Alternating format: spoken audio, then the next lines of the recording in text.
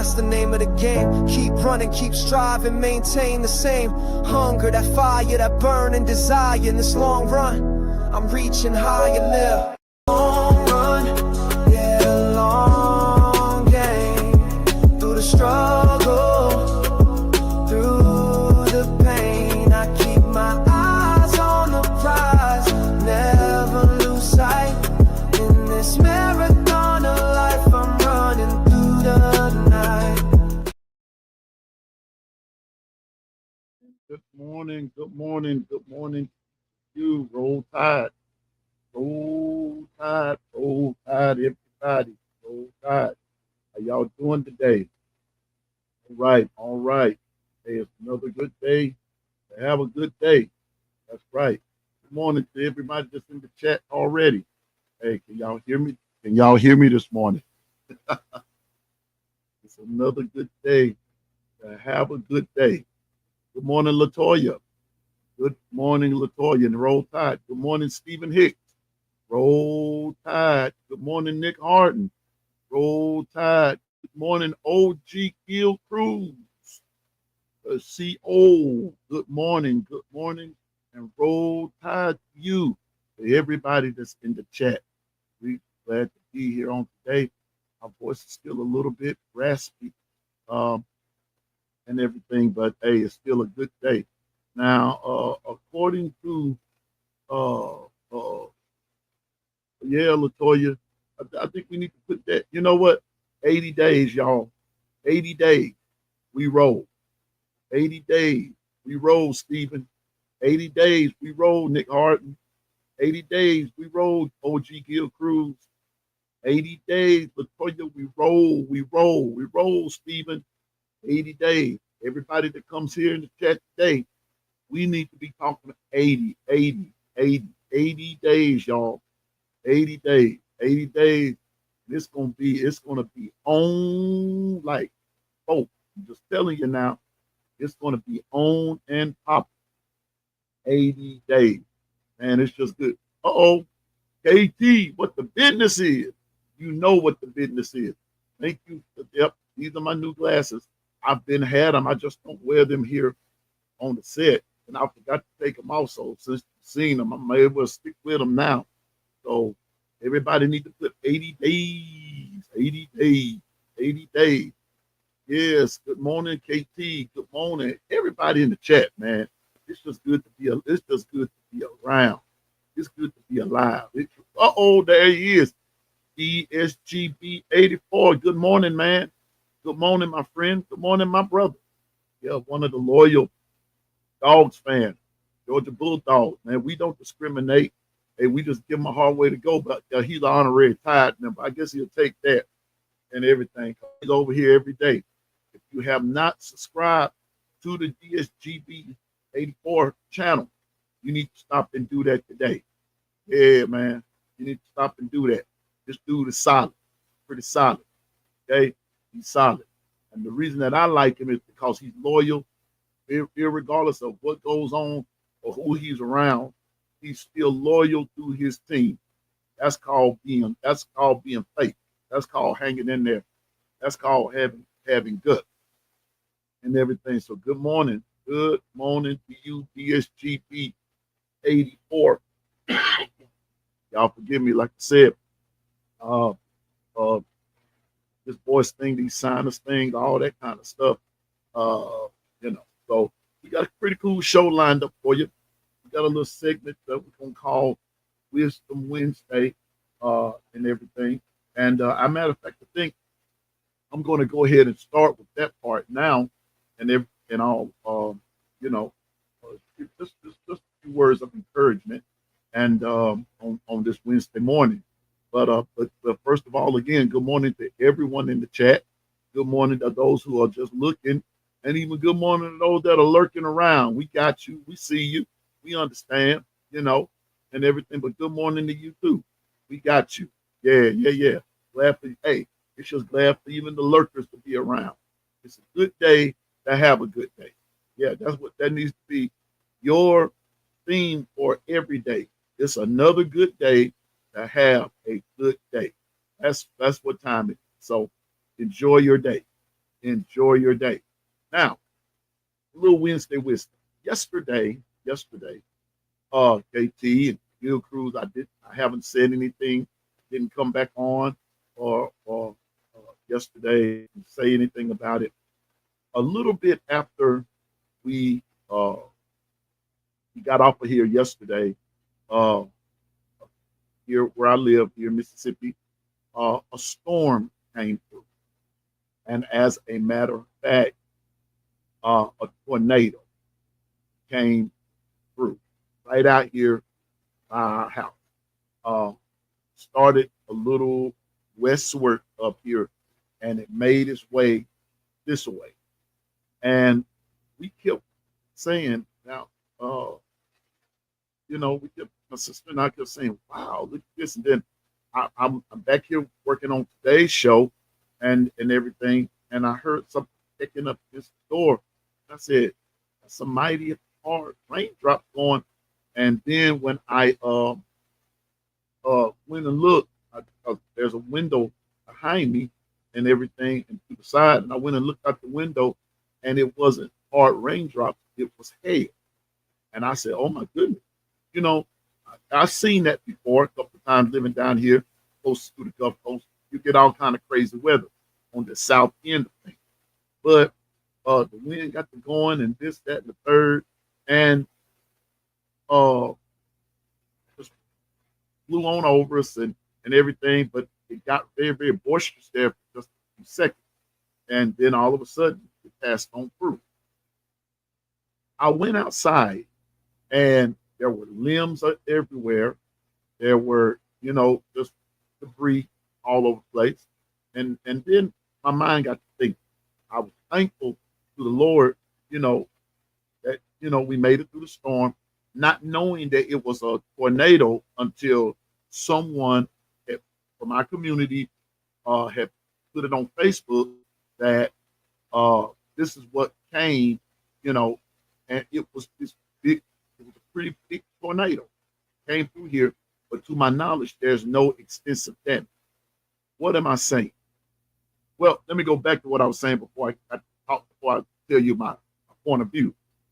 But when I went outside, I thought that I saw something in the yard that normally doesn't be. But when I got back there, it was just something that my brother-in-law had set up, there on the, propped up there, and it wasn't what I thought it was. So I was so grateful because what I thought it was is that I thought it was the part of a roof that had been blown from someone else's home over into our yard. But thankfully to our Lord that no structural damage, trees, limbs and things like that happen and everything, but that happens almost in every storm. But no damage, no loss of life, no this, that, and the third. But I also noticed that the things that were built by my father and myself when I was a boy, those things are still standing. Like our old smokehouse, our old tool shed, things like that. And let me tell you something, those things were built in the 70s. Here it is 2025, and those things are still standing. What's the word of wisdom for that? Listen, I know we're living in an age of digital. I know we're living in an age of all kinds of different things. I got that. And yes, and I tell him my age, I'm a lot older, a little older than some of you.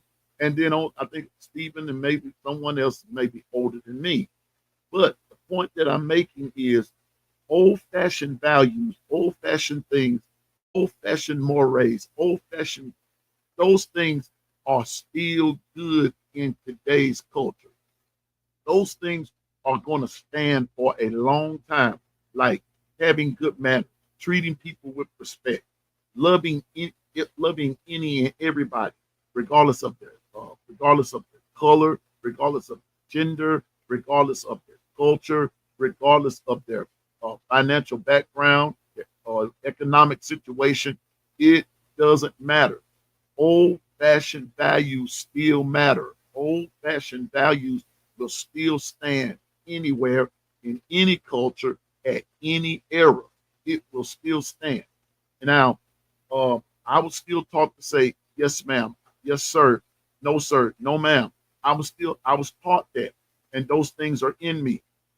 And even though some of you females and guys may be younger than me, I'm still going to say yes, ma'am. I'm still going to say yes, sir. And still going to say no, sir, no, ma'am, and things like that. Not because I'm trying to kiss butt or anything, but it's a sign of respect. It's a sign that, hey, there's still some respect for people in the world. And those are just old fashioned values. So when storms come, when hard times come, when uh, unexpected situations come, because here's the fun. It's not funny, but it's funny at the same time.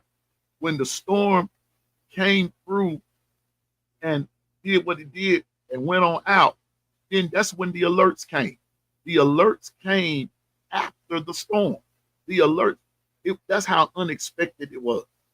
Yes, the thunderstorm was expected, but the tornado was not expected.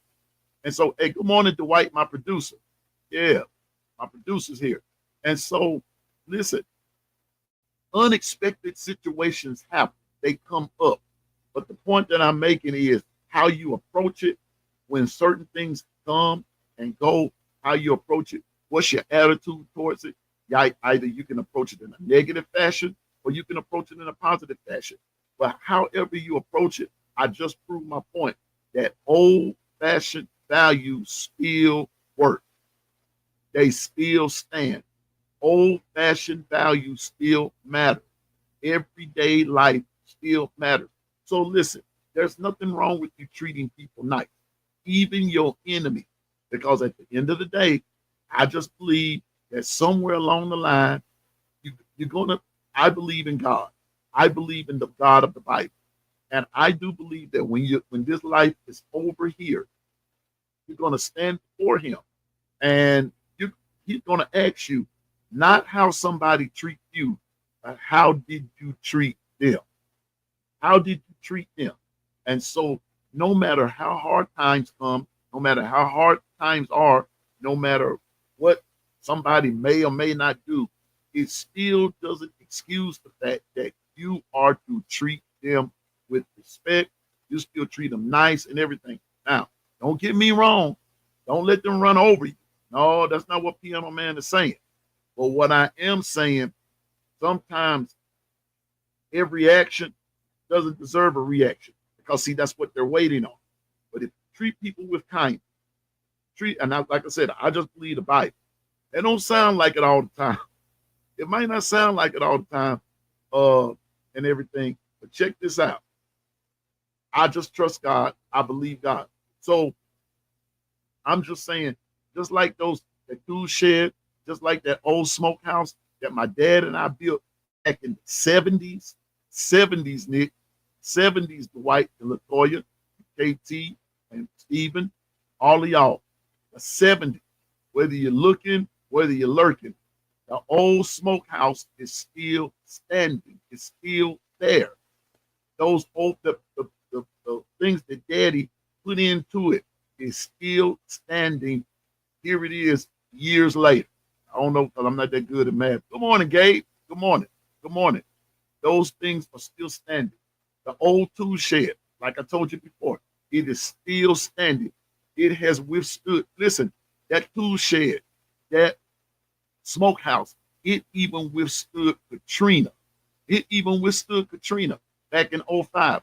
So what's the point that I'm making? No matter how hard the times may get, what those old-fashioned values will cause you to stand. And God will see to it that treating people nice, treating people with respect, hard work, those things, it may take some time, but it will pay off. So that's your wisdom right there.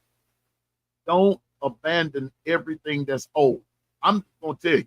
Now, it's going to sound kind of comical, but listen, Jiffy cornbread mix is not cornbread.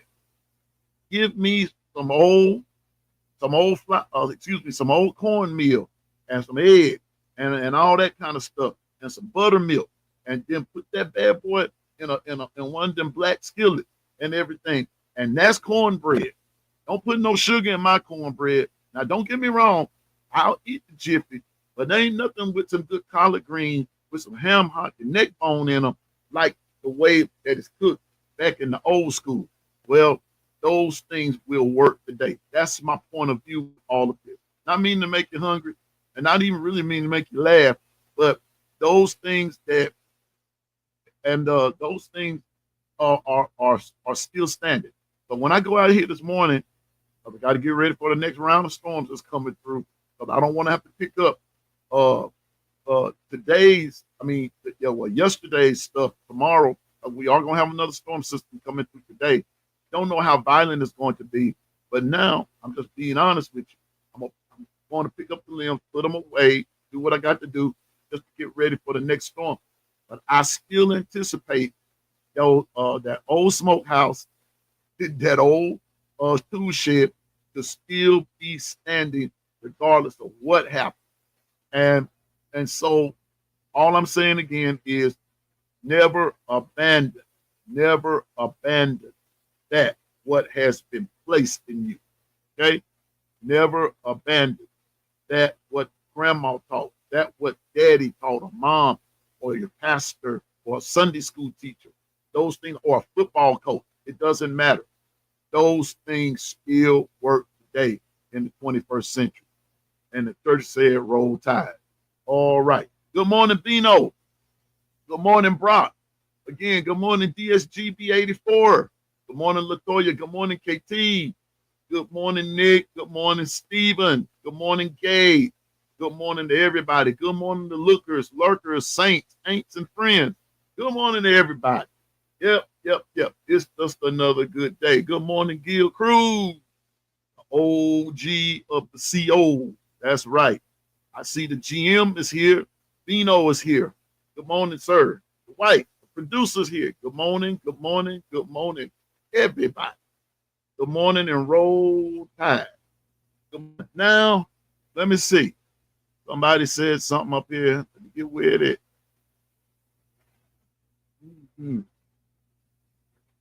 Okay, somebody.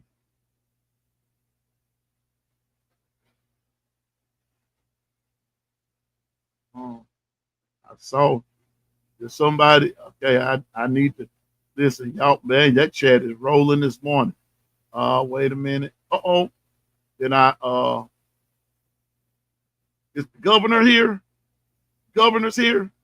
I didn't see him. Now listen here, Governor. Let me find out the governor here, and didn't say nothing to nobody. I missed. Good morning, Zach Picture Gaming. Listen, if you have not subscribed to Zach Picture Gaming's channel, please subscribe to his channel as well. It's ESG B84. And listen, there's somebody else I want you to subscribe to. She's over on. She comes in when Kangaroo Black is here, and that's all fine and cool too. She's still my sister, LaQuasia Gordon. Subscribe to her channel. It's a home channel and everything, but let's still give her a subscribe and a like and a share and this, that, and the third. So wait a minute. JB, where you at, Governor? Where you at? Okay, where's Brock? Yeah, Brock said something. Okay, I see that part, Brock. I see that. I saw it. That is, Brock. I got you, Brock. Here you go, Brock. First one on the big screen this morning.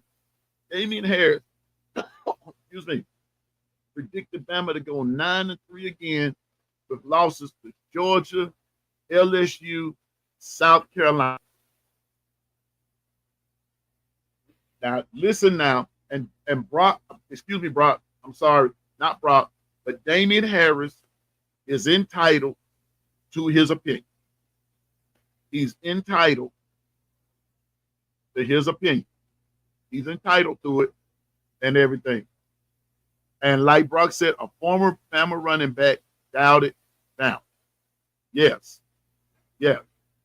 This is Damian Harris. That's him. Mr. Philosophical. That's what I call him. Mr. Philosophical. Damian Harris, folks. Now, I did not get a chance to write to copy this yesterday. But let me tell you something. Let me tell you something. And and something that JB says a lot. He's been saying it ever since I met him and everything. Bama is everybody's Super Bowl. Bama is everybody's big game. Everybody. Everybody plays Bama tough. Georgia, LSU, South Carolina. And that's where he's saying that those are the 3 games that they're going to lose, right? But let me tell you something that ESPN said yesterday, and maybe later today, if I can find it, I will be able to present it, the Lord willing, on tomorrow. ESPN, Bino, Brock, JB, rest of y'all in the chat, lookers, lurkers, saints, ain'ts, and friends. Let me tell you something. ESPN said this about South Carolina. They're going to disappoint people this year. They're going to be a little bit disappointing. And haven't you heard Piano Man say this? I said this, that South Carolina was not going to sneak up on anybody this year. They're not. Let me pull out my Athlon. Let me pull out my Athlon. Remember now exactly DSGB 84. Rat poison. Rat poison. Listen, there is a reason. Okay. Athlon has them finishing 6. 6. Now that doesn't mean that everybody ahead of them. Good morning, Carla. Our administrative assistant who keeps all us in line. That doesn't mean that Florida, Bama, LSU, Georgia, and Texas can't beat them. That doesn't mean, it doesn't mean that they can lose. It doesn't really mean anything. What I'm trying to say is that South Carolina, I don't believe is going to be that formidable this year. They'll be good, but I don't think they're going to be like all that big of a threat. I don't think so.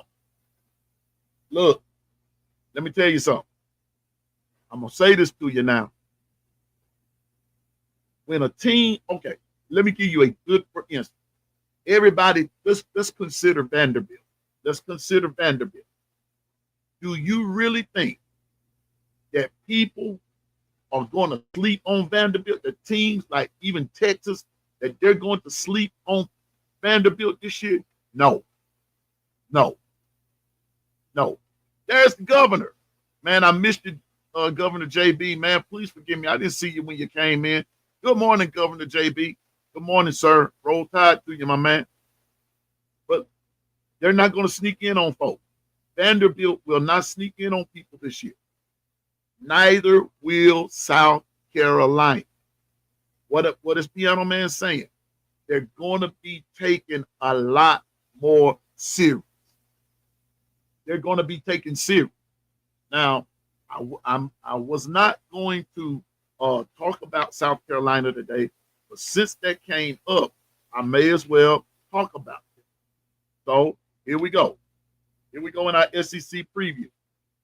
South Carolina, the depth chart. They have 5 coming back on offense. Okay. And I'm just going to read the 5 that are coming back. Nick Harbor, wide receiver. Josiah Thompson, left tackle.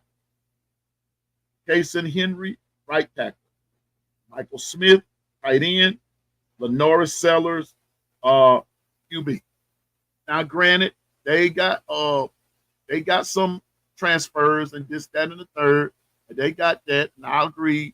It's all fine and dandy. But far as returning starters go, they have 5. On defense, this is where I said they would suffer the most. They have 4 returning starters on defense.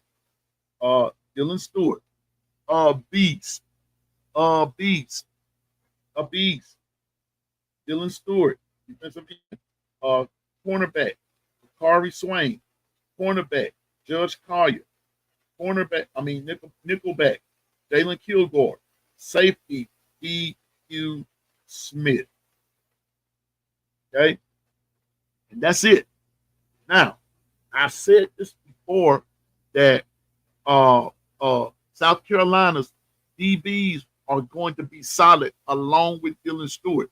It's going to depend on the pieces around those starting returners. How valuable will those pieces be? Will they gel? Will they gel? So,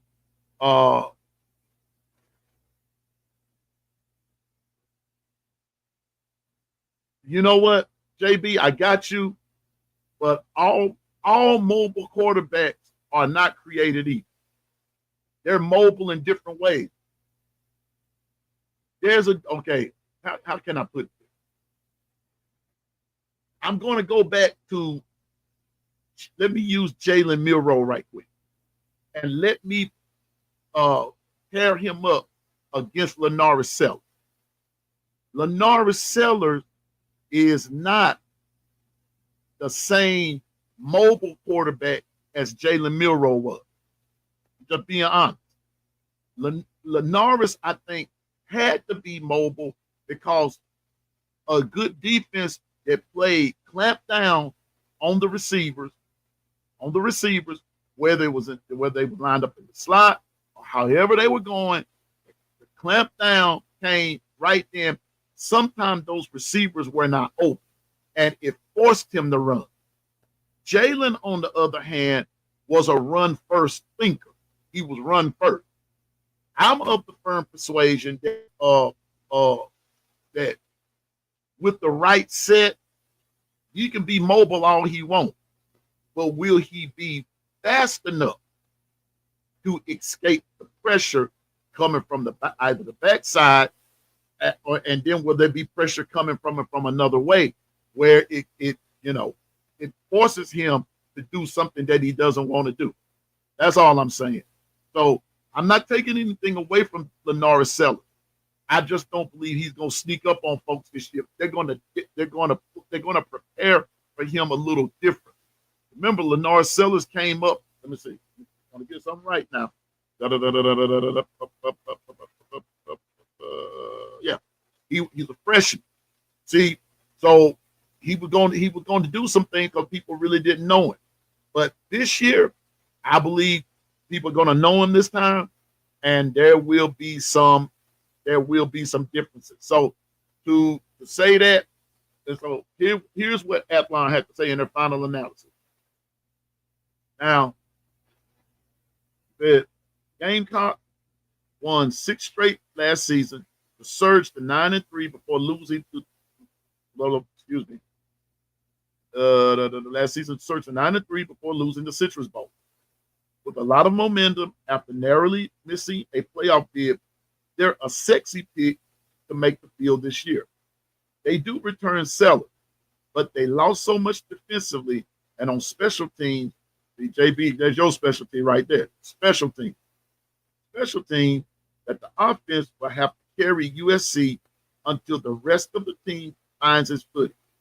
And on offense, an unknown running back and several unknown pass catchers are going to have to become known quickly. If the Gamecocks are solid from the opening kickoff of the season, there's no reason why they can't get through the first 2 months at 6-2 or better before they hit the home stretch. So let's look at their schedule. There we go. So on August 31st, they play Virginia Tech. They play South Carolina State. They play Vanderbilt. They go to Missouri. They go to Kentucky. On October 11th, they go to LSU. Keep your eye on that game. I'm still saying South Carolina was cheated out of that game last year. But they were cheated out that game last year. Go back and watch it, and you'll see what happened. South Carolina was cheated out the game. Okay, should beat LSU last year. Then they play Oklahoma, Alabama. They go to Ole Miss. They go to Texas A&M. They play Coastal Carolina, and they end with Clemson. So, I'm not, you know, what Damian Harris think, so forth and so on. That's Damian, but I don't foresee Bama losing to South Carolina, even though it's South Carolina's homecoming. Now, don't get me wrong. I'm not saying in any stretch of the imagination that South Carolina won't have the team to match Bama. No, because like JB said, and you know, that's it. Let me put this up there. Hold it. JB, man, this chat is jumping.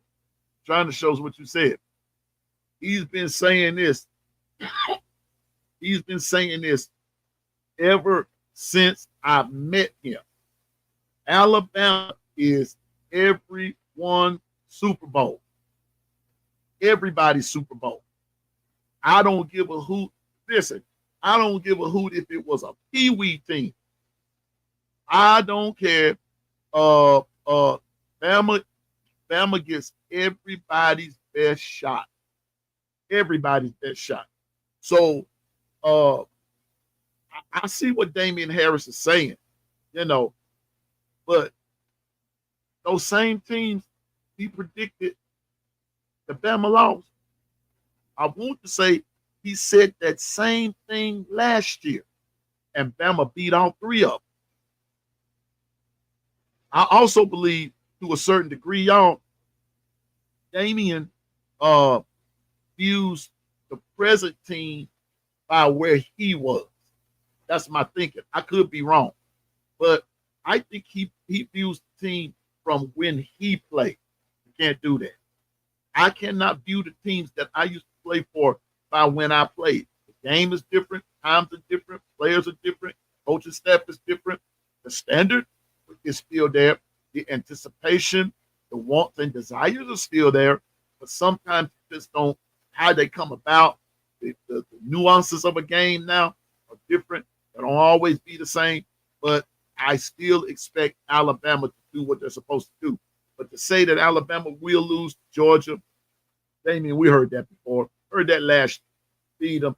We'll lose to LSU. Heard that before. We beat them, annihilated them, sent them home right after halftime. And then, yeah, we did struggle with South Carolina, but we beat them. But JB said it. I'll say it again. Alabama is everybody's Super Bowl. And until Bama goes that route and begins to think about it in that line and everything, and you know, there's nothing more to say. There's nothing more left to say. You know, you got to consider yourself everybody's Super Bowl. They're going to play you hard simply because you're Bama. Because in the back of their mind, now let me just go ahead and let me just go and put it out there. In the back of their mind, they're saying, we got a chance to beat these guys, even though 9 times out of 10, they probably going to beat us. But if we put up a good fight, something might slip up here or there, and we can get them. Ask Vanderbilt. Ask Oklahoma. Ask Tennessee. Ask Michigan. They'll tell you a slip up here or there, and we might have a chance. Bama has to go in with the opposite mindset and say, no slip up. We're going to play discipline. We're going to play smart, and we're going to play like we're supposed to. That's the standard. That's the standard. So Damian can have his opinion. And you know what? I'm not mad with it. He's still my guy. I'm not mad with it. You know, I don't agree with his take, but I can't get mad with him. It is what it is, you know.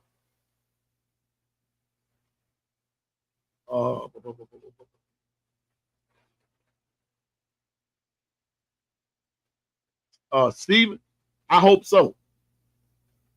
And people forget, I'm going to say this. People forget that Ty is also a mobile quarterback. Now, he might not be run first, but the dude can run. He can run. Run. To being honest with you. Wait a minute.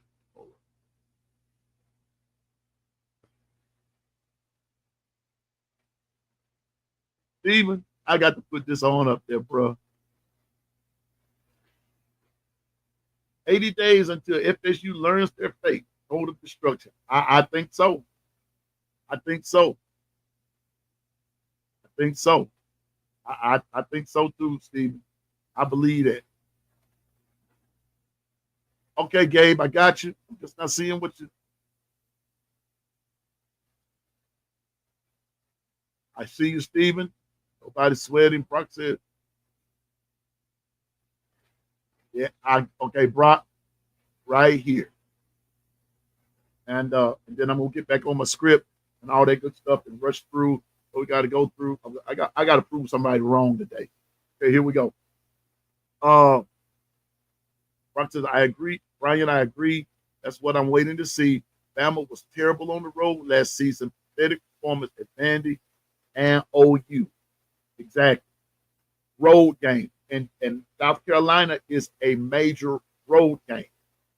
Homecoming for them. Major road game. So what I'm getting at is I'm gonna say this though, Brock and Dabino. There were even some home games Bama struggled in, i.e. South Florida, i.e. South Carolina. Well, at home. Oh, the comeback by Georgia. Remember that? I'm waiting to see. I'm wanting to see. Do we unleash the beats for 4 quarters, not just one half? I want to see 4 quarters of bully ball. No comeback. Listen, when you have a team down like that, where they're really not in the game, I want to see if you're going to let them back in or are you going to keep on kicking that tail? So I'm with you on that one, Brock and Bino.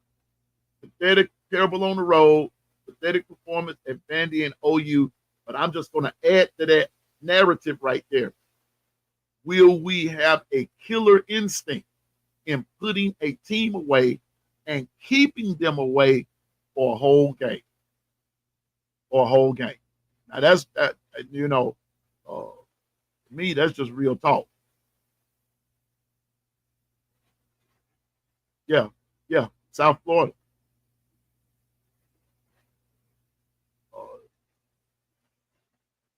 South Florida, we struggled to. I didn't like that performance either. Bama is better than what they did last year. Yeah. So I guess what I'm saying is teams like South Florida or on that equivalent, we can't let them get in our head like that. But then we got to get out of our own head too. We got to be better. I just believe we're going to be better this year. I know a lot of people are writing us off because of the fact that we got to hear it again. This ain't no Saban team. Saban's not there to bail you out. Blah, blah, blah, blah, blah. It's that and the third. Saban ain't there. We know that. We know that. We know that Coach Saban is sitting in the press box. He's watching. He's watching. So, exactly, Stephen. Last year's over, but we hear it all the time. But I think that we're going to be better than we were last year. I think so. I'm going to tell you this. And let me throw Stephen up here. Last year's over. A new team, new attitude, and we have Grubb. And let me tell you what I've heard about Coach Grubb, Ryan Grubb. I've heard that he's the opposite of Coach DeBoer. Coach DeBoer, real mild-mannered, laid back, this, that, and the third. Coach Grubb is more of a Coach Saban-like guy. There's just some things he's going to say that's going to get you. You know, all that kind of stuff. But And JB, I'm gonna tell you like this. I'm gonna get to this. I put this up here before, but they've also said that uh, Coach Grubb actually will fuss you out worse than what Coach Saban did. Mm-hmm. I'm just, I'm just saying.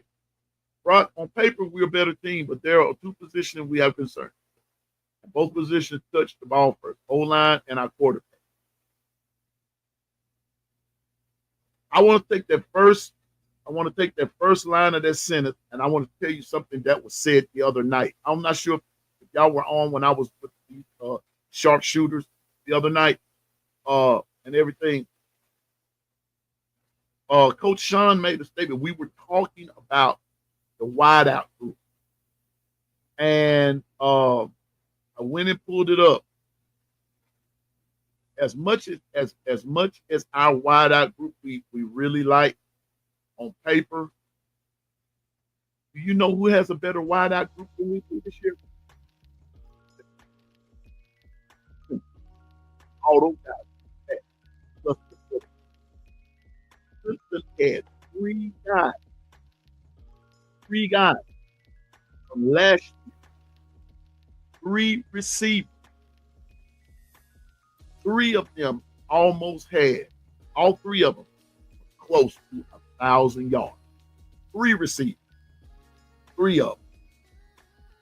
So on paper, I know we're excited about Ryan Williams. We're excited about Germ. We're excited about Isaiah Horton. We're excited about Losier Brooks. But here's the problem.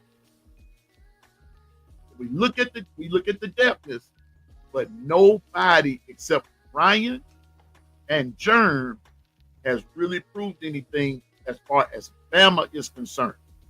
So when we talk about on paper, when we say on paper, we're good, but we're going to have to work to be the best. O-line and our quarterback. I'm going to say I'm not concerned about the quarterback. I'm not. Anybody that's been around me, and you've heard me say that I'm not concerned about who's the quarterback.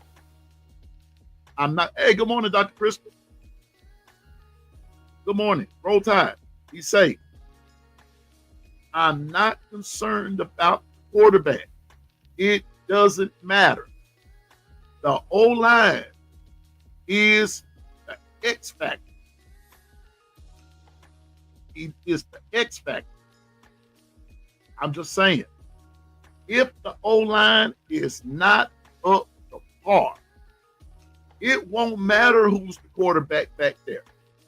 That defense is coming. I'm about to tell y'all something. I'm of the firm persuasion that those defenses this year are going to defense us different. Good morning, Michelle. Good morning. Roll Tide to you. Those defenses this year that we're facing, trust me when I tell you, they're going to defense us different. Last year, some of those defenses couldn't handle the Milroe speed. They could not handle it. They couldn't handle it. The dude was just a super athlete playing quarterback. He was a super athlete. But now they're going to have to play us a little bit honest. That's what I call it. Because whomever we put back there is not going to be run first. Serious. They're not going to be run first. So defenses are going to play us different. Number 2, I also believe that this time, JB, I think your wish is going to come true, JB. I think the wish is going to come true. Run the football. R-U-N. Run the ball. Run it. Run it. This is why, okay, and that's why I said I understand the hard part about the quarterback, but I believe that the X factor is going to be the O-line and the running backs. That's where that factor has to come in. So the O-line on both sides of the ball, the D-line and the O-line this year are the X factors. And that's what's going to make the rest of the team either succeed or we fail on those two sides of the ball. The line. You brought 6 of them, man. 6 running backs. 6 of them.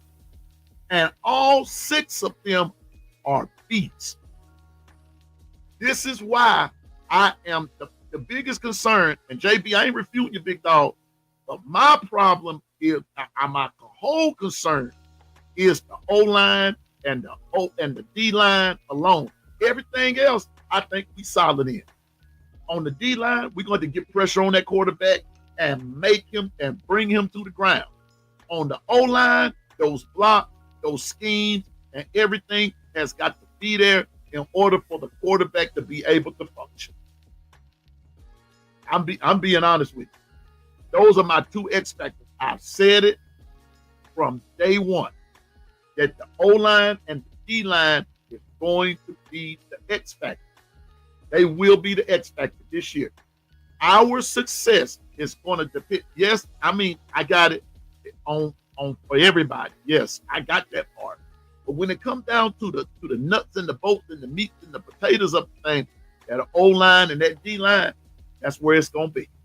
And if those 2 perform, just say this, happy days are here again. Mm-hmm.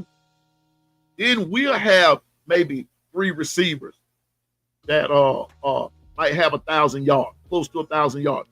Then maybe we'll have running back that will rush for over 1,000 yards. Not your quarterback.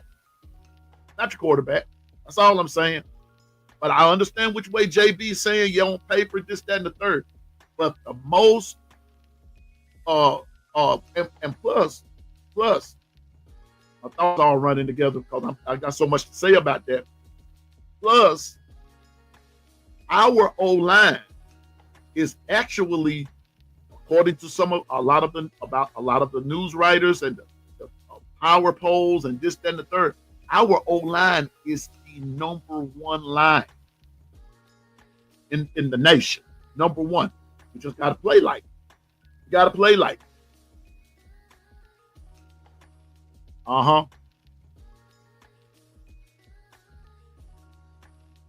got you, JB. The eyes don't lie. But I'm just saying, on both sides of the ball, those wideouts going to be fine. The quarterback's going to be fine. Running backs will be fine. Those linebackers will be fine. Those DBs will be fine. But that line, the O-line, the D-line, is going to be the X factor because that's where we struggled last year. How many times did let's go to the D-line for a minute. How many times did LT Overton overrun a play? Bunches of times. Could have had way more sacks. Could have had way more yards of loss. Could have had more of them. How many times did they just run up the middle on? No penetration, no gap stop on the line. The saying now, and on the O-line, I don't even have to go there. Yes, we had some issues at quarterback. Yes, we did. Some of it was because there was no continuity on the O-line. So I think that the X factors are going to be, and I'm not putting emotion in it, my eyes don't lie either. If you don't have a solid O-line on offense, I don't give a hoot. I've said it before. I know we got this debate going about goats and this and that and the third. I don't care who you put back there quarterback. If that O-line does not protect, it won't matter. Won't matter. Put whomever back there. That's why I'm not worried about quarterback. Ty, Elon, Austin, whomever. Kitchen sink. Doesn't matter. O-line. O-line. On defense, D-line. Okay.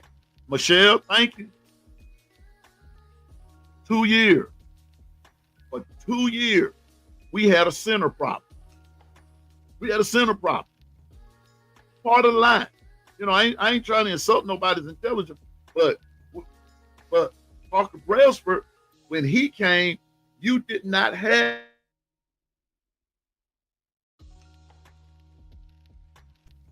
at your I went back and watched that Auburn game with 4th and 31. I went back and watched that. The Gravedigger play. I went back and watched that. That play would have never, ever come into existence if the center was on the same page with the quarterback. Because you can go tell and go back and watch the play. Milroe wasn't even ready for the snap. He was still in his tape, getting his offense together. That dude snapped the football. So I'm just saying. Ephraim. Now, that Lank roller coaster is out of commission. Ephraim. I don't have no problem with Lank, as long as you can back it up. I have no problem with Lank. Here we go, Lank. Long as we don't lose to Knoxville, we don't lose to Nashville and Knoxville. Vanderbilt and Tennessee. Lost at Nashville and Knoxville. Long as we win, I ain't got no problem with Lank. I have no problem with Lank. Long as you get out there and handle business and win. But being honest with you, I just believe we're gonna be fine. But JB, my X factors are just different. I'm not worried about quarterback. That's gonna be what it's gonna be. I'm worried about the O-line and the D-line. That's gonna be my specialty right there. That's my word. O-line, D-line. Michelle, I got you. I'm just saying. I mean, and pay attention. And if you get a chance to go look up Bama's depth chart, look it up. I got to pull up some stuff. I got to get my monitor in sync with my regular here so I can pull that up and show you on. There's even some names. JB, Governor, wait a minute, Governor.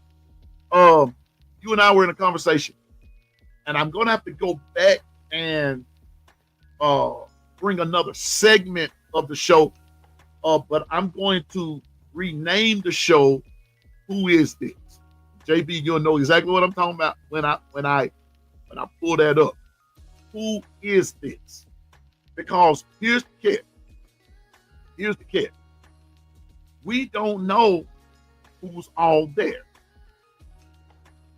And anyway, I'm not gonna do a spoiler alert, but I'm just gonna say, in your own leisure, go and look at the Bama depth chart.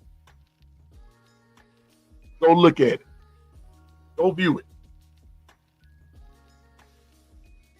Siri, go view the Bama depth chart. Oh, Michelle.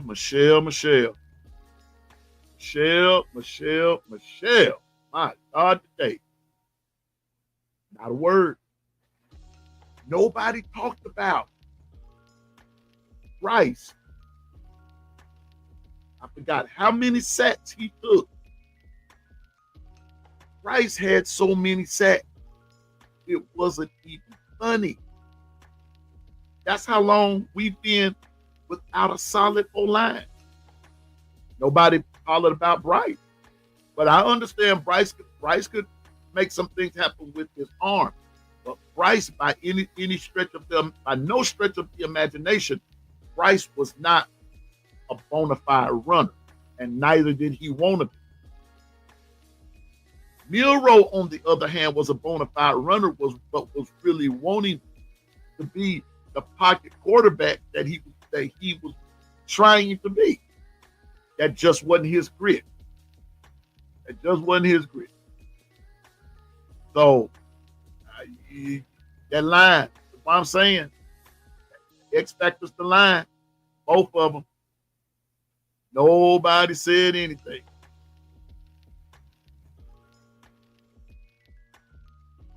Okay, now JB, you should have said that the first time. See, people thought a whole lot of stuff. No, no, I'm going back to who are they? Who are they? I said this before when we were doing the thing about the special teams a couple of weeks ago. We didn't know these guys.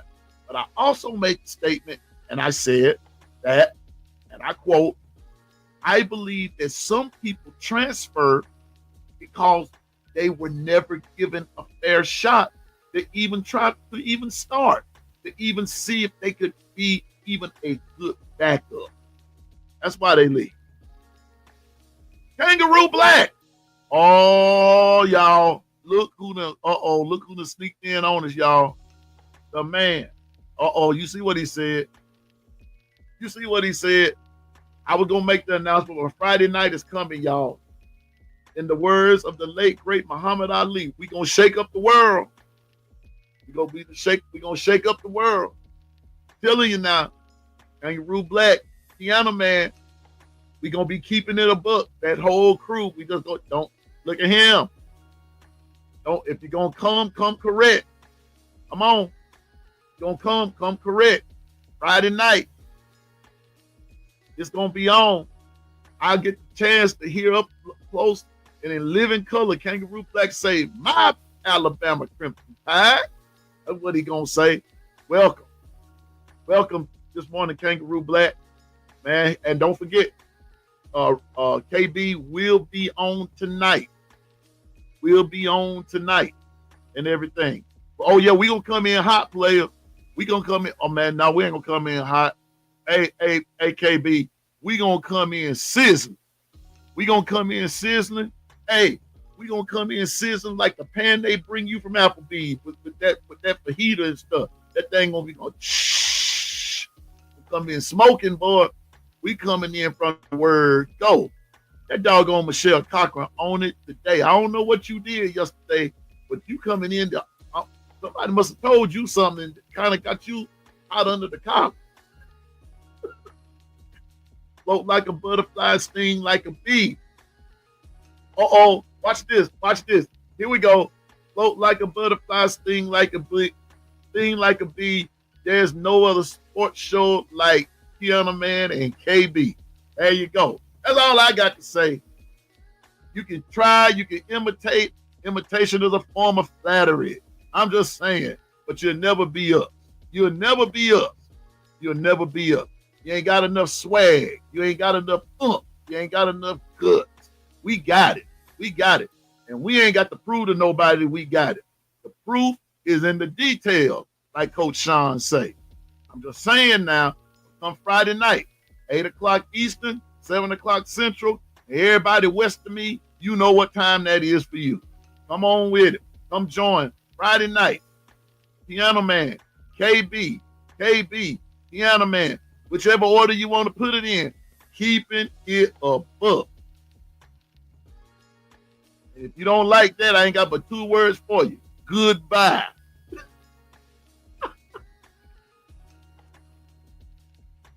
Goodbye. I'm telling you. What? Wait a minute. Hold up.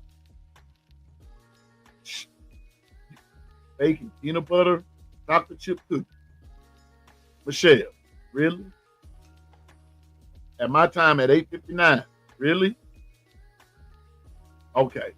All right. I'm going to let you slide, Michelle. All right. This morning, right quick, we stayed on that a little bit too long because I'm supposed to be actually getting off of here, but I wanted to prove my producer wrong.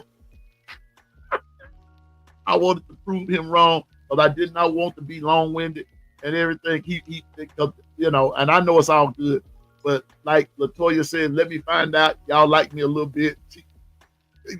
She always gets on me and she said, let me find out you like us a little bit. Yeah, wait a minute, JB, I'm with you, bro. Hold the conversation. Michelle, where the cookies? Where you see it's 27 people, 28 people in the chat, right? And we got some lookers and some lurkers running around, right? Michelle, you got to make enough cookies for everybody. So I'm with Governor now. Hold the convo at Michelle. Where the cookies? Where the cookies at? Oh boy. So let me get this straight. Let me get this straight. We got KB in the house. We got the governor in the house. We got an associate, we got an administrative assistant in the house.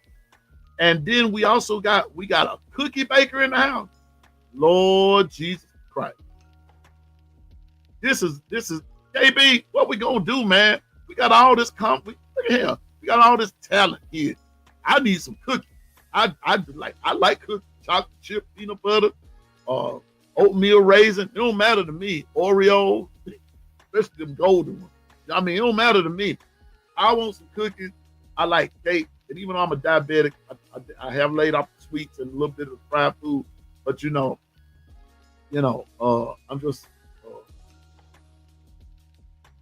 just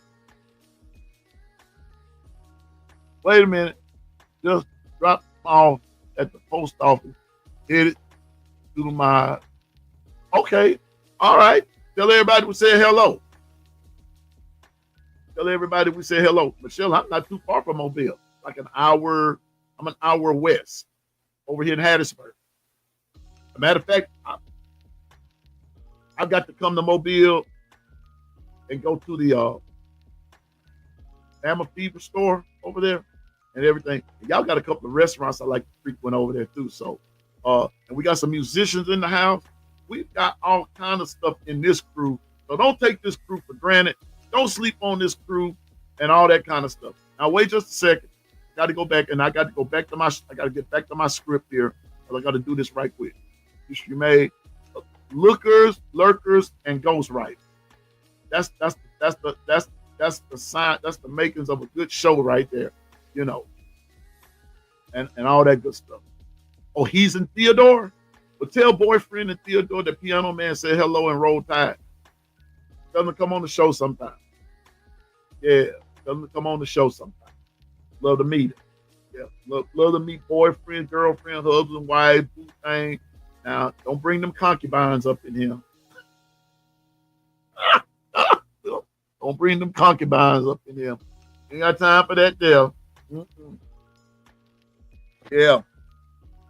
No, concubines are not allowed.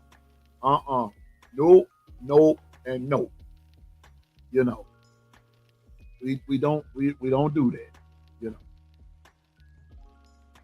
We don't do that. We don't do that. Concubines. Look at him.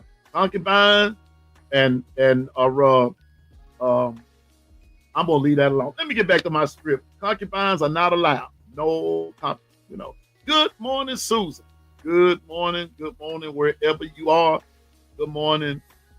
Concubines are still not allowed. All right. Nick, be safe, roll tide.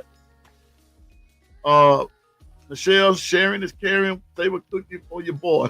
That's right. And somebody don't forget the milk, but make sure that you're not lactose intolerant. That's all I got to say. Good morning. I know you have a good reason, Susan. You told me and everything, just so it stays good. All right. Let's get back to my script right quick today. Right quick, I'm gonna rush through this. I'm doing the continue with the SEC. No whole milk. Okay, that's why I said we got to make sure that your stomach can take all that. But here we go. Continuing the SEC preview right quick. We want to start with the Arkansas Razorbacks. I've done Alabama. I'm going to go to Arkansas right quick. Arkansas, their depth chart, they have 4 returning starters on offense. They have 3 on defense.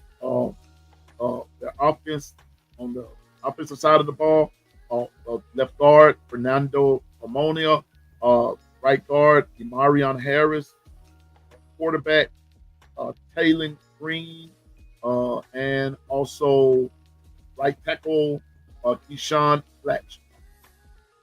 That's who they have coming back for they're on the offense side of the ball. Now, let me tell you this. Be careful of a team like Arkansas. They're returning a starting quarterback. So they're actually good. This was a team I watched them last year when they beat Tennessee. Yeah, when they beat Tennessee, and I mean, they just beat them. That's all I can say. They beat Tennessee. And so on defense, they have three returning starters: Cameron Ball, Xavier Sorey, and Stephen Dix Jr. Everyone else is just first year starter.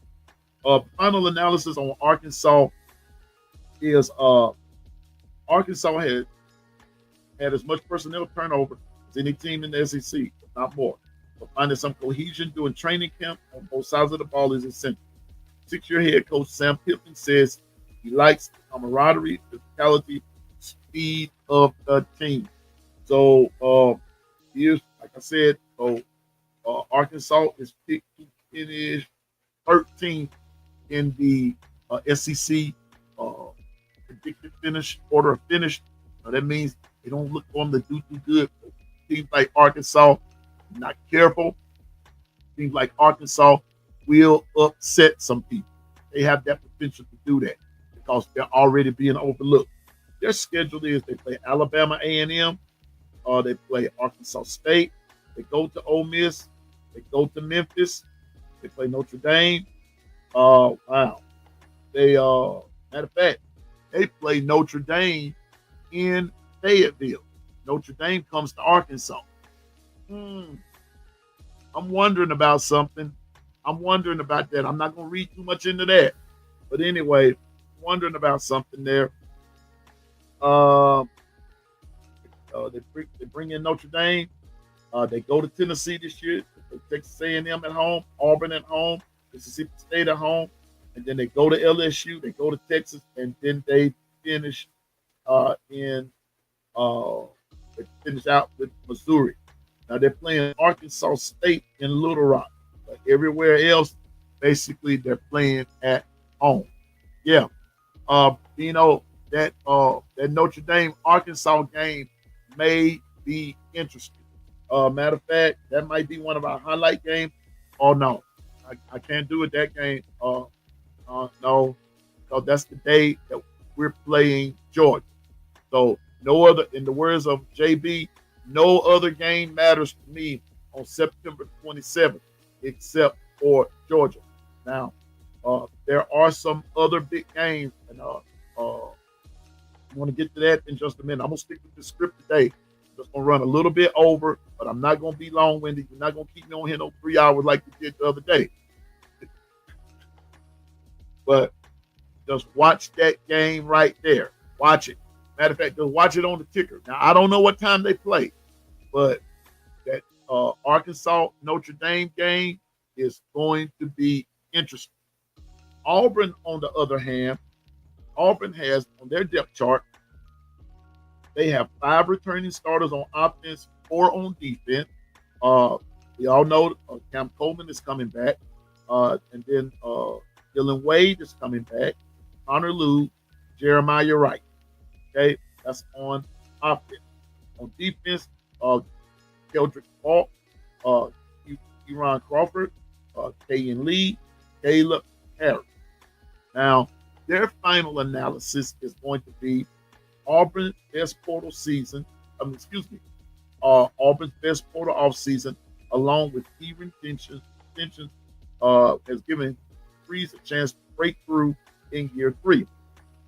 Arnold and the offense can't take a step after adding Singleton and others. There's a bigger problem going on. I want to stop right there. I'm of the firm persuasion there's a bigger problem. There's a bigger problem.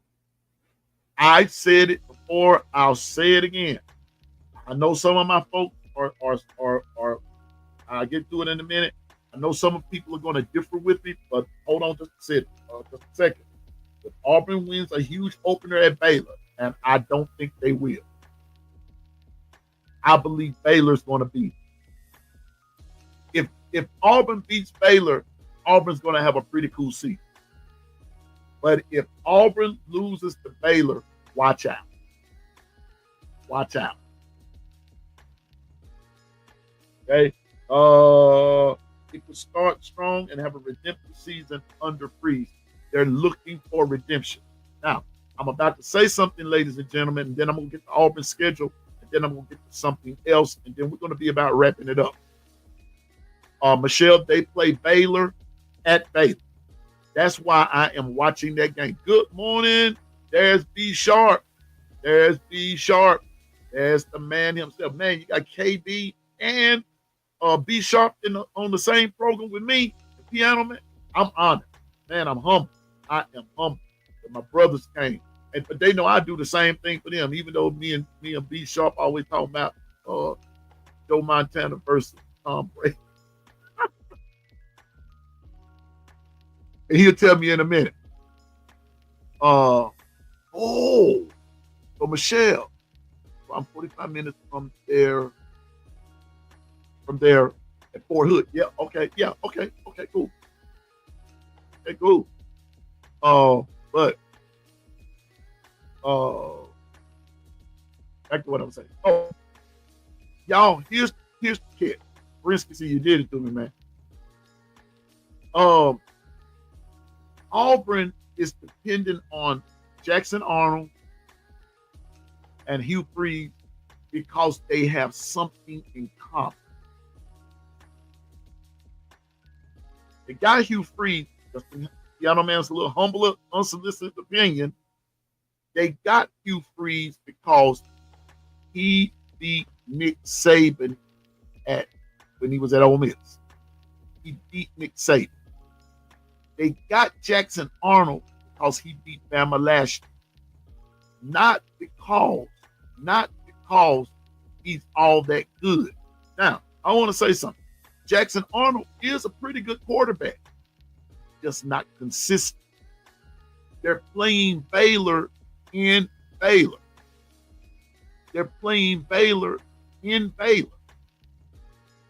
Baylor was actually pretty good last year. They were pretty good. Auburn wasn't all that good. We know they had Peyton Thorne, and when I say this, I'm talking from their perspective, not mine. But from an Auburn fan's perspective, hopefully Jackson Arnold is a step up. But Baylor has something to prove too. That's going to be a game, ladies and gentlemen, I think we're going to have to keep an eye on for various reasons. But for me, I'm watching the game. I want to see if Auburn is going to progress or will they regress. That's what, every year, the Auburn, this is our year, only to get out there and flop.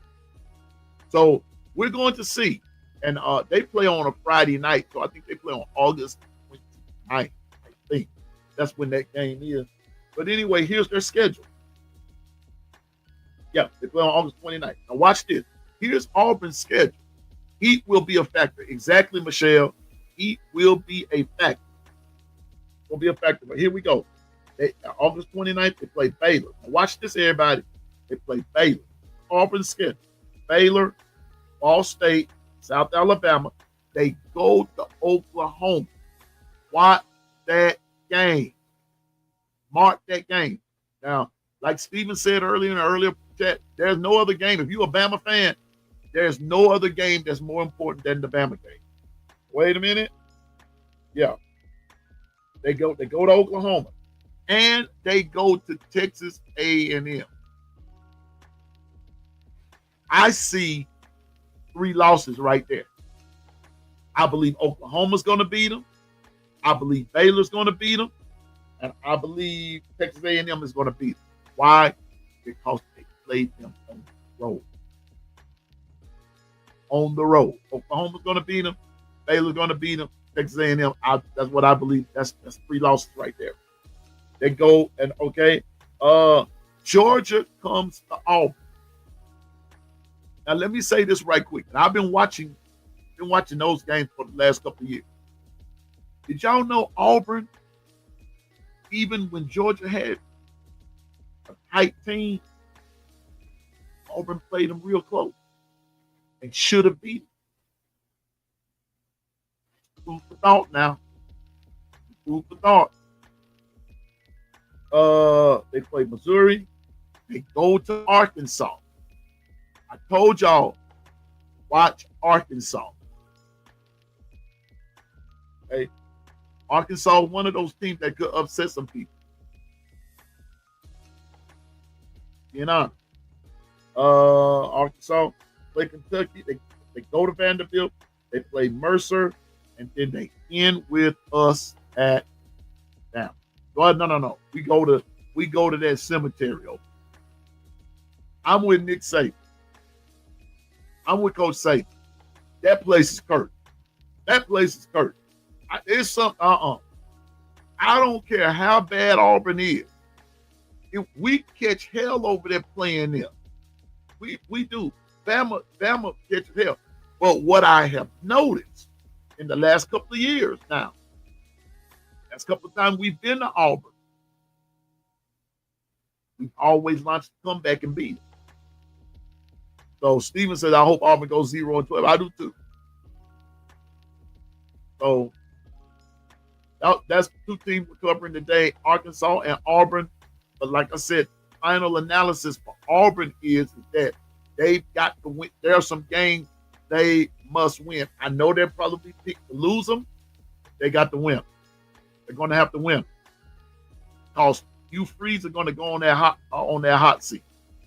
I don't care how much money out and they playing arson and this and that and the third. They never should have got rid of them. I'm just going to go on and say this. They never should have let Malzahn go. I'm going to go on and say it. I don't know what you got rid of him for. Why? Everybody can't be Nick Saban. But if ever so often you can beat the GOAT, you keep him. You don't let him go. Keep him. And Auburn hasn't been right since they've let Malzahn go. Just calling it for what it is. Hey, sticking with my script, be through in just a minute so y'all can go about your day and everything. I'm just thankful for everybody in the chat. I just feel like doing this right quick because I'm a big, I like basketball. I'm not a big fan of basketball, but I do watch it, especially TNT and everything. And there's a little segment on there called EJ's Nito Stat of the Night. And so here we are. Welcome to the Morning Run with Piano Man, brought to you by nobody.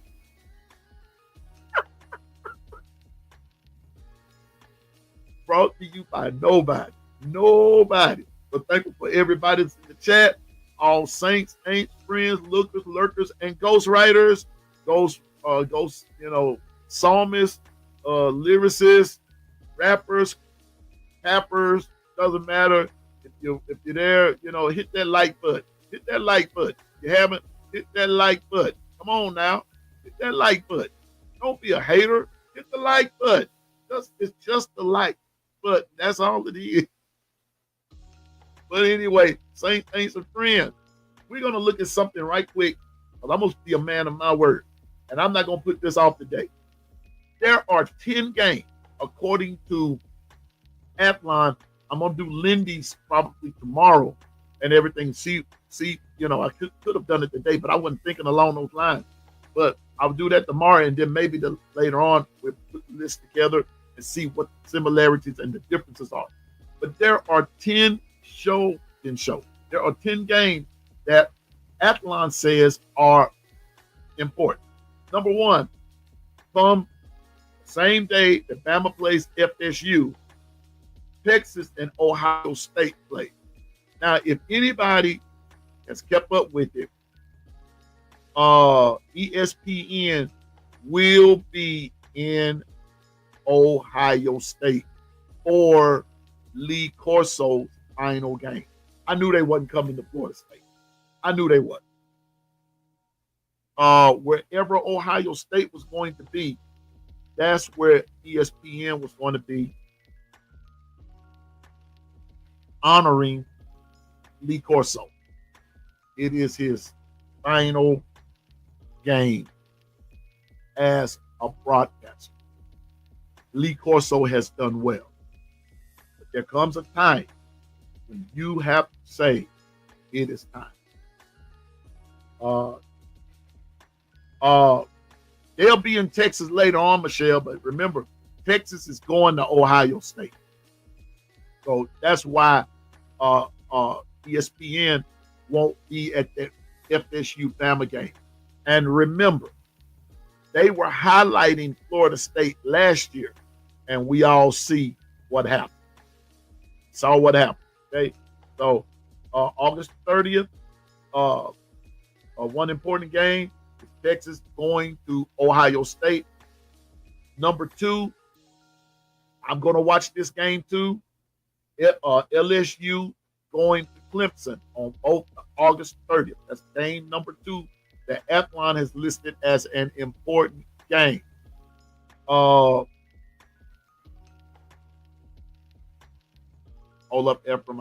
I'm gonna honor that right there in just a minute.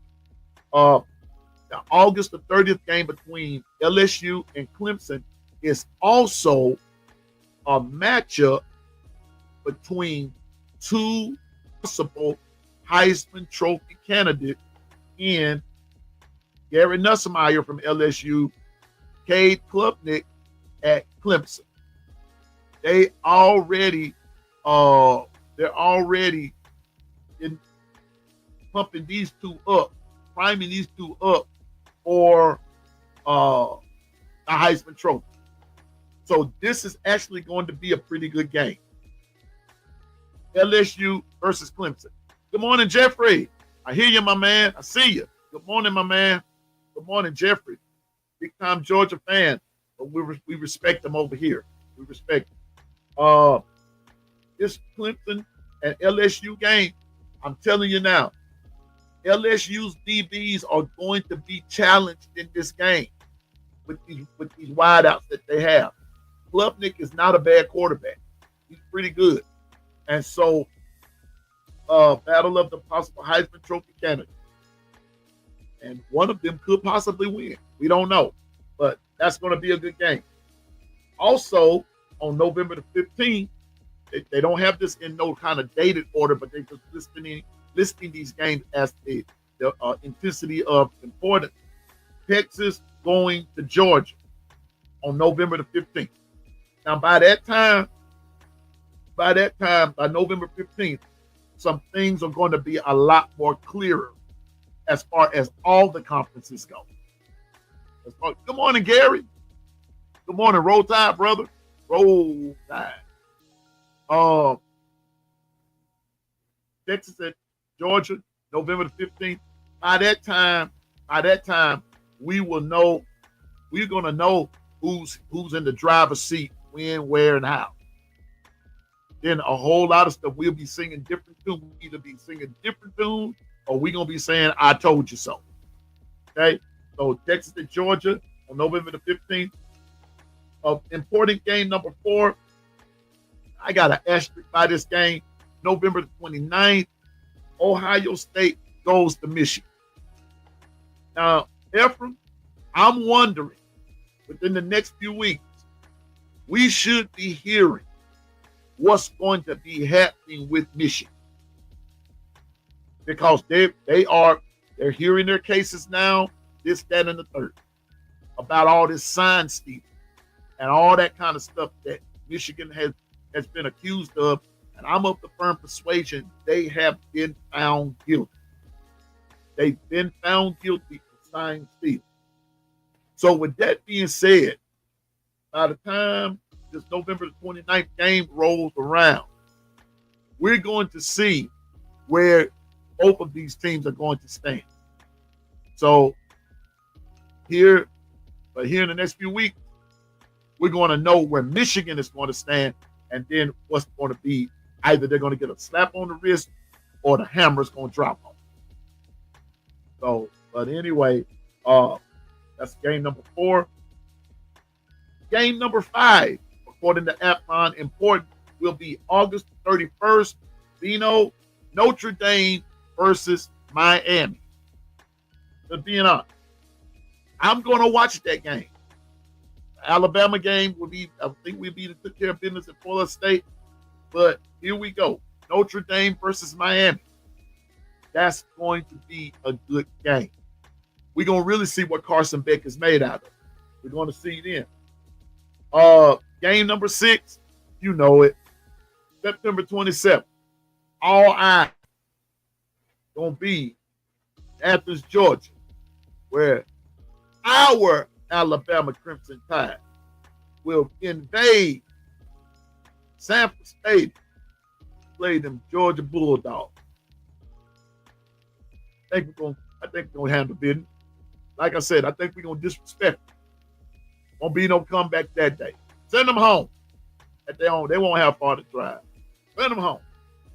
So, game number 7 on the same day that Bama is playing Georgia, Oregon goes to Penn State. Now, I'm pretty sure that's a day game. I'm pretty sure that's a day game. I don't see the network putting Oregon, Penn State, and Bama and Georgia. Now they've done some crazy stuff. Now it's liable to happen. TV crazy now. These networks are crazy. But Oregon, Penn State, Bama, Georgia on September 27th, that's going to be some great football that day.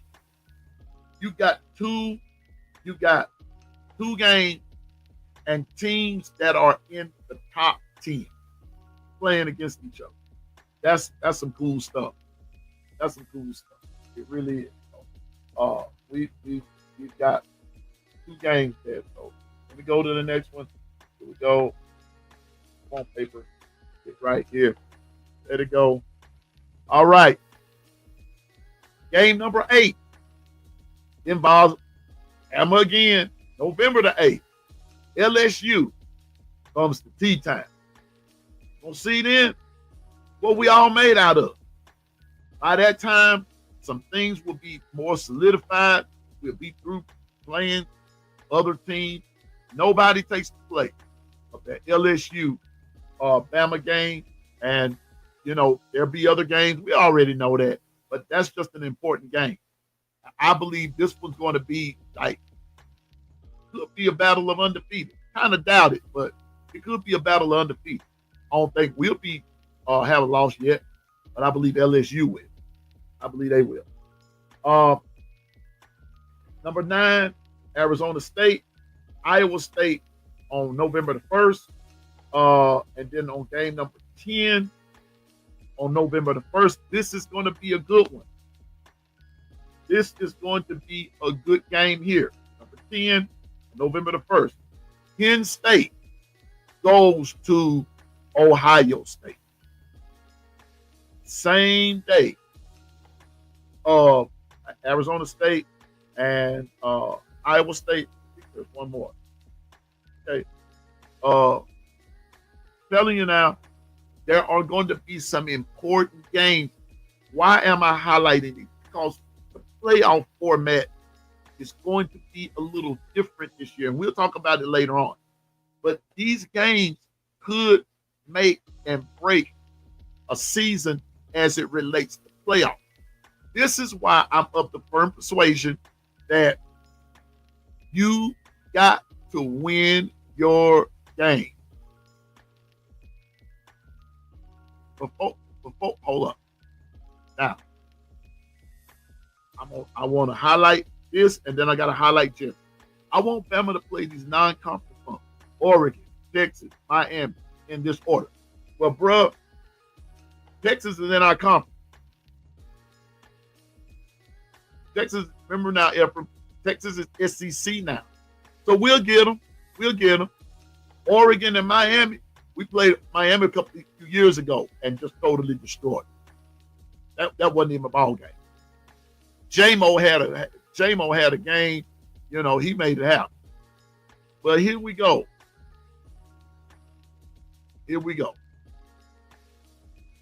Everyone high on Arch for what? Jeffrey, when you find out, please let me know. When you find out the answer to that question, please let me know. And I don't want to hear just because he's a man. I know Shakespeare asked the question, what's in a name? I got all that. But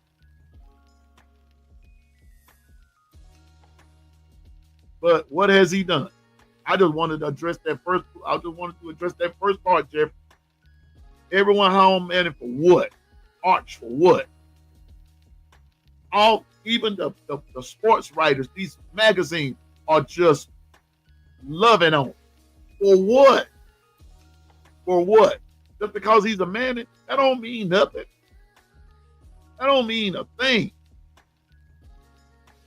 Love it. People say Bama is done. I bet all eyes will be on us once again, like every year. Governor, that's bullseye. Bing. I said this on another show. Bama, and I even said it on here, Bama wasn't even in the playoffs last year. But who was the talk of the playoffs? Alabama. And we wasn't even in it. We were 9-4. We wasn't even in it. And everybody was still talking Bama, Bama, Bama, Bama, Bama. Well, JB's right. All eyes are on Bama. Listen, other teams can't even really play their games because they listening for is Alabama winning or losing. We just going on about our day. The team's going on about their day. And everybody hollering, we want Bama. Now, Jeffrey, I don't mean no harm, but I ain't heard nobody say we want Georgia yet. Look at him. Where them Florida State fans at? I definitely ain't heard nobody say we want Florida State. I ain't even heard nobody say we want Texas, we want Oregon, we want Ohio State, we want Michigan. Who else? Come on, give me another. Nobody says we want Notre Dame. Nobody says we want who else? Georgia. Nobody said we want Texas A&M. Oh, definitely. Nobody said we want SMU. Oh, I don't even hear we want Clemson. I don't want to hear. And let me see, what else? I don't ever hear nobody say we want Indiana. We don't hear that. But this is what we hear week in, week out, day in, day out. Look here. From January to December, from the first to the last, this is what we hear. We hear this right here in every case. We want Bama. Doggone it. Hey, JB, you know, just look here. They even get to hollering that chant at some of these high school games. We want Bama. We want Bama. Everybody wants Bama. They don't want Colorado.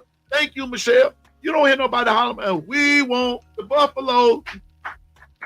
We want USC and UCLA. We want Washington. That's all you hear. We want Bama. And then I got to go with Steven right here. I'm getting ready to get out of here. We want Bama. No, you don't. No, you don't. You just think you won't. That same Damian Harris. You need to go pull up his clip when the young man, I think was it Vanderbilt, when he got up there and say, they beat somebody, we're serious, and we're this, and we're that. And then when he said, and Bama, you're next. They said, pull up when Damian Harris tells that story of what happened that week. Man, good God from Zion. I'm telling you, man, it was crazy. Everybody hollers, we want Bama. No, you don't. You want Bama until Bama gets there. It's all fun and games until it's not fun and games. So I'm saying this and I'm closing. Listen. I think this is going to be a different year for Bama. I said it before. I'm going to say it again. It's time to turn the page. some people are not liking what they're reading, what they're hearing, what they're seeing. Well, hey, Jeffrey, you know what? Y'all may, okay, I'm going to put that up there. You know what? I'm going to say this. You know what? I ain't going to take it easy on you. Y'all made the playoffs. Yeah. And we beat you like we always do. But y'all got put out the playoffs. I told you, I'm just going to keep it real with you. I'm going to keep it 100 with you, Jeffrey. Your dominance is over. It's over. Y'all are no different than Clemson was a few years ago. Your dominance is over. It's over. Can I tell you how I know your dominance is over? We beat you. Remember Mr. David Pollard got on TV and said, oh, there's a new kid in town and it's Georgia Bulldogs, all that kind of stuff, everything. He said that in front of Nick Saban. What happened the next year? Pull that in up in an SEC championship game. You never beat us in an SEC championship game. You haven't beat us in a regular season game, and you beat us one time in a net. And that was all against Nick Saban. Kalen DeBoer comes in and pushes repeat. What more we got to say? We know we didn't make the playoff. We know y'all did. But the one thing about it, this is a new year, and you know as well as I know, we come into town, and we ain't going to be respectful with y'all. Come on, dog. Come on now. You know what's up, bro. You know, come on now. Go back and check the history. And every year, what's so funny about all of this? Every year, Jeffrey, Bama and Georgia plays, Georgia is favored to win the game. No, we don't play to beat Georgia. That's a lie. That's a, bruh. Ooh. I got to put that on the screen, man. Okay, now you trash talk. Y'all play to beat Georgia. No, we play to beat everybody. Y'all play for survival to be equal to Bama. You will never get it. You'll never get it. You'll never get it. I don't give a hoot. I don't care if your children go to Georgia and try to win. You'll never be equal with Bama. Never. No, sir. What's up, Nick? Good to see you back, brother. We still, I done got to start. I done got crunk up now. I was about, there's Double A. There she is. What's up, Double A? And Anna's in the house. I'm trying to get out of here. And Jeffrey won't let me be great. Jeffrey just won't let me be great. But I understand we play to beat Georgia. You must be out your mind. You must be out your mind. See, you must be out your ever-loving mind. I'm telling you. There you go, Efra. Come on now. Wait a minute. Come on now. Never. Y'all talking about that 15-0. Wait a minute. Whoa. Wait a minute. Hold it. I don't want nobody. I want to hear this. What have you done, F? I'm not F. What have you done, Jeffrey? Bruh, what have you done? You've done more. More what? More what? Show me what you've done, player. What has Georgia done more than Bama? Doggone it. Tell me 1-2 natty. Try 18. Try 18. Y'all won, okay, you won 2 natty. 2, okay. How many SEC championships have you won? How many SEC championships have you won? How many? You won 2 natties compared to Bama's one like in the 2000s, right? That's all you saying. But what have you done late? Oh, those 18 from the old days. I don't give a hoot. I'm from the old days and I'm still here and I still count. So next argument, why don't you just go ahead and say, no, you're not going to say it, but Piano Man will say it. And I think some more Alabama fans will help me say it. And even other fans will help me say it. Georgia's dominance is over. And you know it. You know it. You know it. Football has changed a lot. But guess what? I'm going to tell you what had changed. Bama tearing that end up on Georgia. That's what ain't changed. That's what ain't changed. That ain't changed, player. That ain't changed. You can't beat Bama. You can't beat them. And as far as I'm concerned, you can't beat Bama, you can't beat Notre Dame, and you can't beat Ole Miss. Now you show me the lie. Show me the lie. Show me the lie. Come on now. Come on, Jeffrey. But you know what? KB said, some of y'all Georgia fans would like this. We won the SEC in 23, bro. We won it. We won it. Y'all losing the imaginary midget. Leprechaun and Rudy. Come on now. And then you get over there in the playoffs last year, the midgets beat you. The imaginary midgets beat you.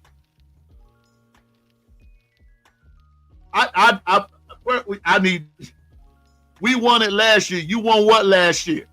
You won the SEC championship last year and then turn around and lost to the imaginary midget.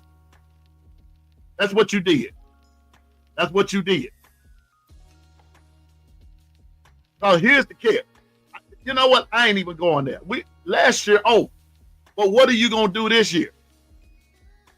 What are you going to do this year? I wish the white was in there. So you hit that Rudy chant. Come on, JB. Come on, JB. Help him, Governor. Help him. Help him. Help the man. We done beaten up. Look, we've beaten Notre Dame twice. Twice. Come on, Jeffrey. Come on, you better come stronger than that. We've beaten Notre Dame twice.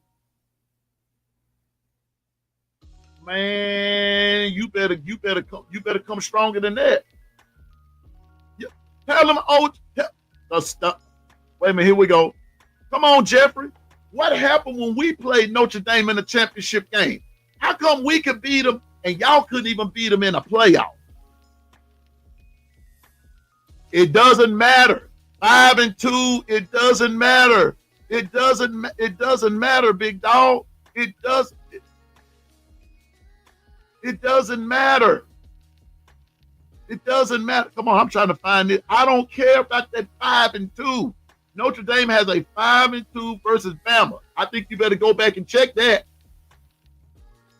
But then even still, like what you said, that was back then. But what are we doing now? Brian Kelly is 0-2 against, Brian Kelly is 1-3 against Alabama by himself. Kirby Smart is now 0-1 against Kalen DeBoer and 1-6 or 7 or 8. How many ever time Saban to beat y'all, to beat Georgia, but Kirby Smart can't beat, man, sit down. Man, sit down. Sit down. And take your, y'all lost the midget too. So what midget did we lose to? Who? We didn't lose to Notre Dame. Y'all did. Y'all did. Y'all lost to a midget. Y'all lost to an old Colonel Sanders. And you lost to the greatest team that walks the planet. Boom. The two most feared words in college football today, show ain't go dog, is roll tide. Who the standard then? Oh, shoot, Jeffrey. You know what? If we was in church, I tell you, I look at you and say, you talking like Job's wife. You talking like a foolish person. We're not the standard. Then why is it everybody talking about we want Bama? Nobody talking about we want Georgia because you ain't crap. Ain't no standard. Where you get that from? Come on, Ephraim. Help the man out. 2 decades of domination versus 2 years. That's all y'all got. 2 years. and you hadn't even been close. Go ask your player. Go ask your player. You're gonna lose this argument, but you know what though? But that's okay.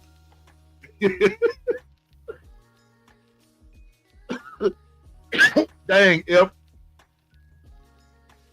y'all remember, if anybody remember, not Family Matters, the one with Michael J. Fox, that show there back in the Gap at the end of the show said, "Sit, Ubu, sit, sit, Jeffrey, sit down, man, sit down, down."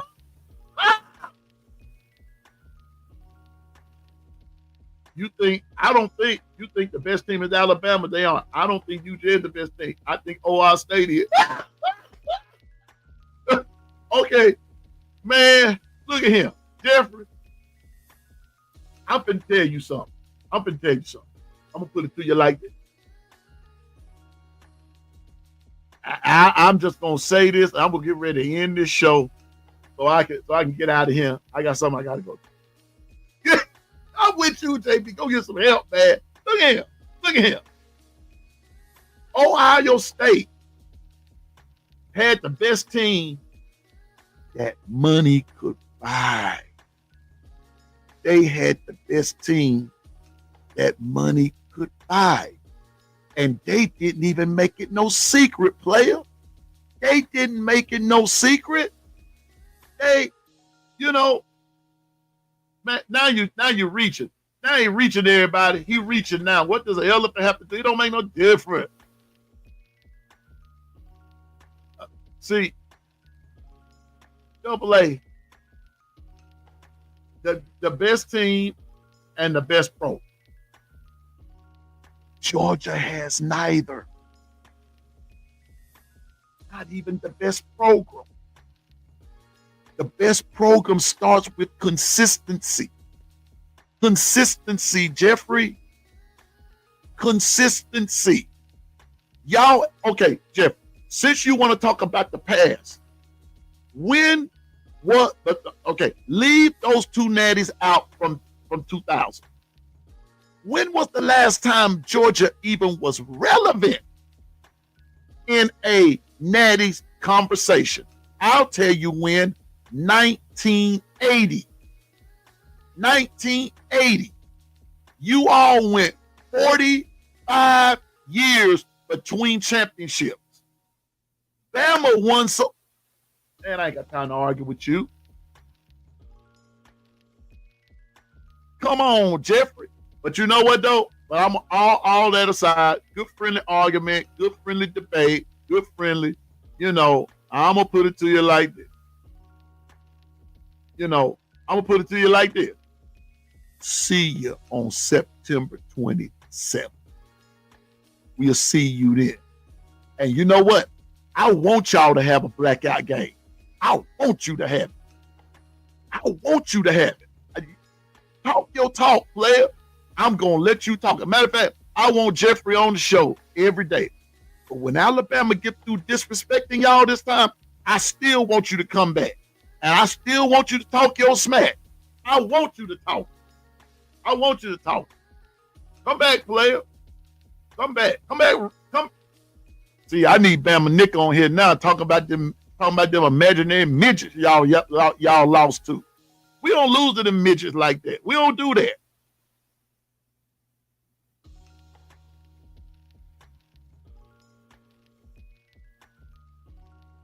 Exactly. That's when you became relevant. Exactly. And guess what? And even after you got Kirby Smart, you still couldn't beat Alabama in a national championship game.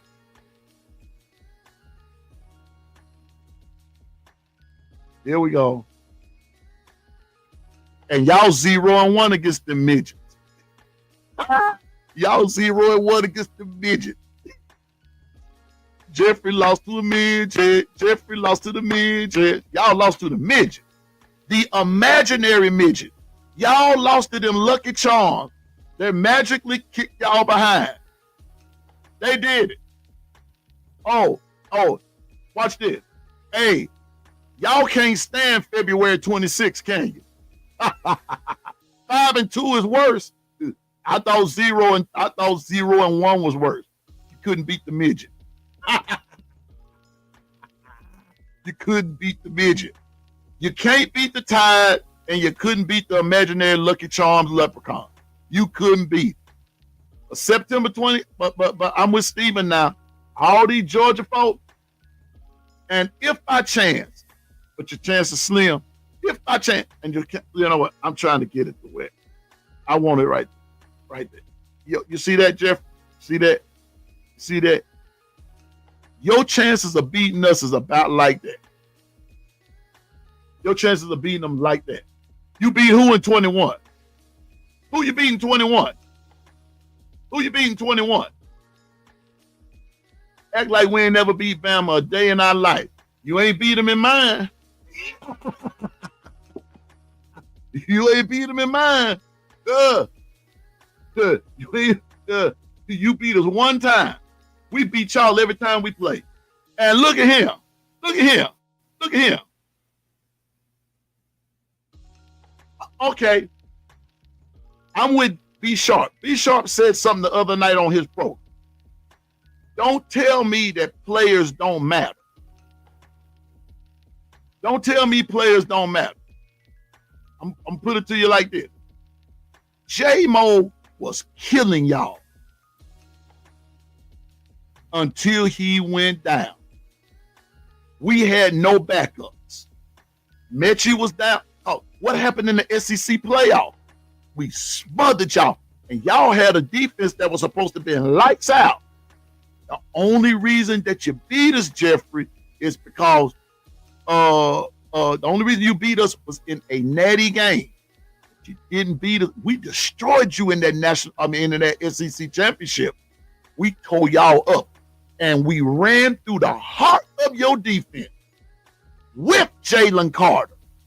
Ain't caught up with B-Rob yet. Wait, okay, hold up. Okay, let me show.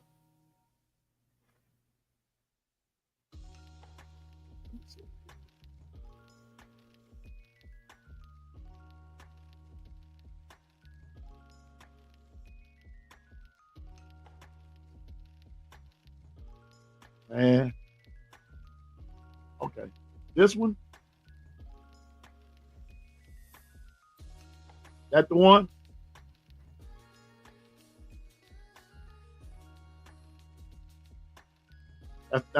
Is that the one? Or do I need to scroll up some more? Let me find something else Latoya said.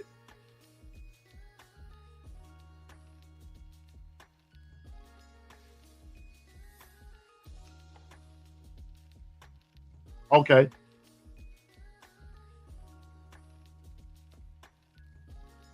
Saying, man. Okay. Y'all won y'all's first natty. Bama was still the #1 preseason team the next year. All the disrespect. Come on, Jeff. Now you keep hollering about, y'all winning natties and going to natties and we playing y'all this, that, and the third. I guarantee you, I'm going to say this, I got to get out of here. I guarantee you, Jeffrey, if you go ask the rest of your fan base, would you love to beat Alabama? Your fan base will say, we can't beat. Y'all, I'm just saying. And since that loss, we beaten y'all 2 times in a row. And when we beat you 2 times in a row, Jeffrey, last year, after we beat y'all lost to Colonel Sanders at Ole Miss, and then you lost. Okay, we beat you, Colonel Sanders beat you, and the imaginary Lucky Charms midget beat you. You want me to tell you why? Watch this. Let me tell you why them imaginary Lucky Charms beat you, because they said y'all were magically delicious. That's it, man. That's it. I mean, I'm just being honest with you, Jeffrey. Y'all's dominance is over, player. I know you a diehard. We all diehard, but we realize something. We realize, it's the ebb and flow of the game, this and that. You have your highs, you have your lows, so forth and so on. Bruh, listen to Piano Man. Y'all's dominance is over. Y'all had 2 years. Y'all are the mirror image of Clemson. Mirror image of Clemson. Everybody was hollering, Alabama's through. Clemson's the new team. And what happened? Alabama went and reloaded. And in a semifinal playoff game in New Orleans, Louisiana, they annihilated Clemson. They annihilated. We gonna beat Georgia. So,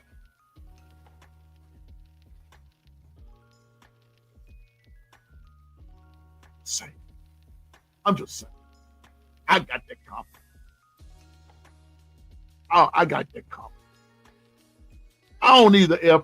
I don't know why, but it gets my blood boiling. It gets my blood boiling. It gets my juices flowing. I'm gonna take up for my Alabama Crimson Tide. Make that noise if you want to. I done already asked. I want all the Georgia fans. Listen. I want whomever lurking, I need you to subscribe to my channel. I don't care if you Georgia, Notre Dame, Vanderbilt, Tennessee, Texas, USC, Oregon State, Washington State, Gonzaga. It don't bother me none. University of Maine. It don't bother me. I'm just saying. Oh, sure. No, Jeffrey, you know what? I'm glad you brought that up. We're not supposed to be the same. Are y'all the same? Listen to him. Hey, Jeffrey, let me ask you a question. Are y'all the same since you lost Mark Richt? Were y'all the same when Vince Dooley retired? No. Every coach has his own style. But guess what? It's one thing that don't change. We beat y'all, and y'all supposed to be the standard.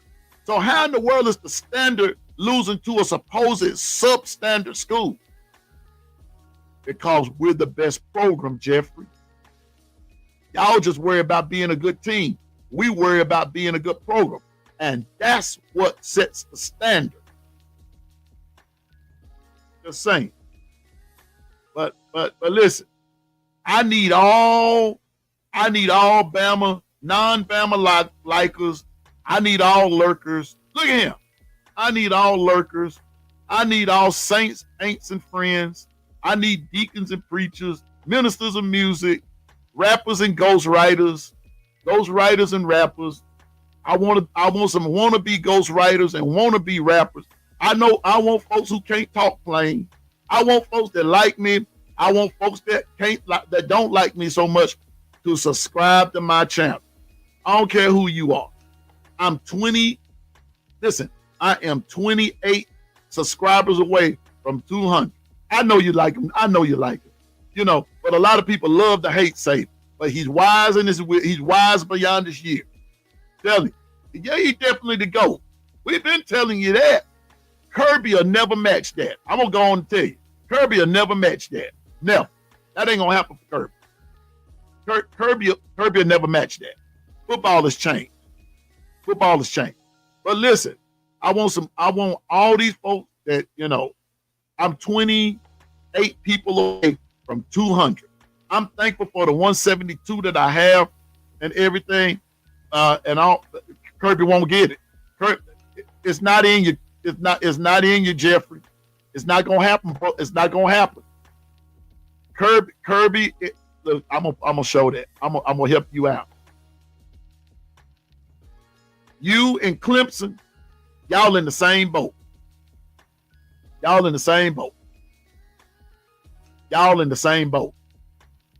run your programs are run just alike. They're not run for the future. Football has changed. Just saying now.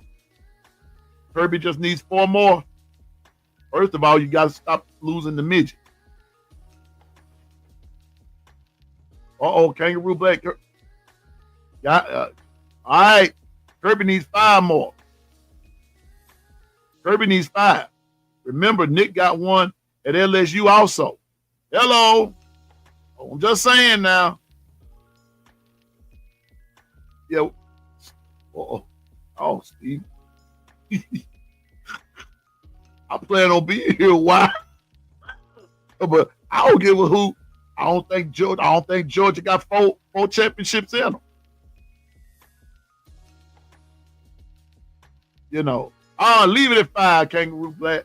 Leave it at 5. In order to catch the GOAT, he got, you know. But it don't matter. The problem is, I don't know, claim some of y'all. Anyway, let me tell you something. The problem will forever be Kirby couldn't consistently beat Nick. Sorry. That's written and it's stuck there. The same. Stuck there. So that's it in stone. And even when the Lord come back, the problem still gonna be Kirby Smart won only 1 time against Nick Saban. Can't change that one. That's why I said leave it where it was, KB. That right for that reason right there. It won't happen. That era of football is over, Jeff. It's over. A Nick Saban, that won't happen. That won't happen. That won't happen. Can I predict the future? I can predict that right there. That won't happen. Georgia, all right. Before I do my shout outs and announcements and everything, here we go.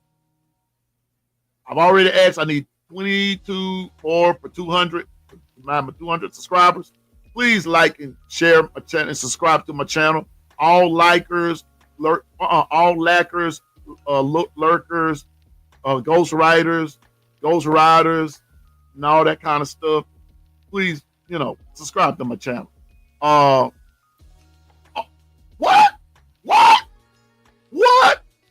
What?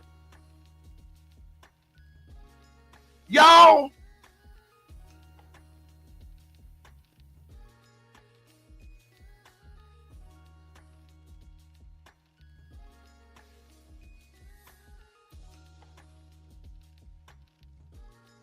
Jeff.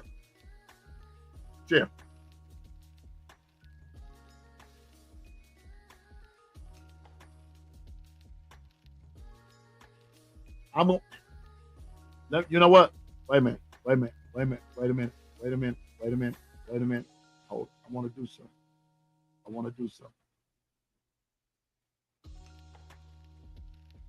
I'm going to start it. Start it. Okay. I'm of the firm belief. In the words of Coach Sean, you done fanned out, bruh. You done fanned all the way out. You done kept me on here longer than I wanted to, but I love the engagement. But bruh, you done fanned out now. One before Caleb. Okay.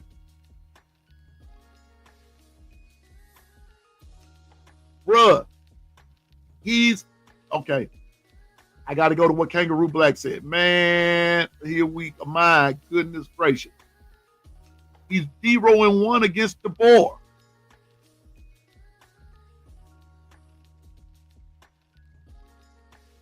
And about to see.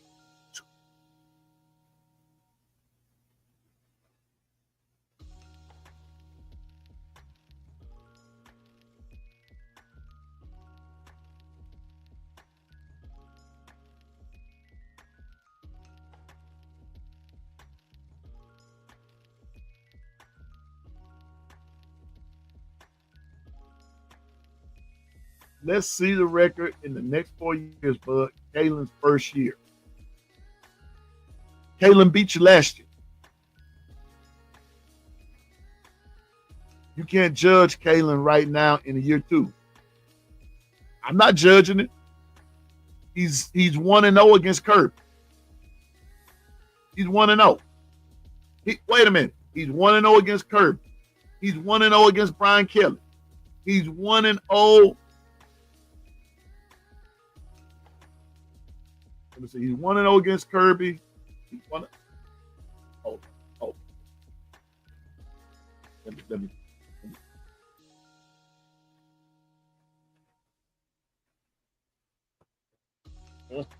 Gotta do something.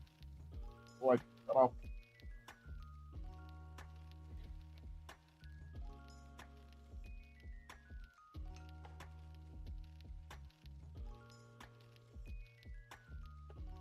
Gotta do something before I get run off the air.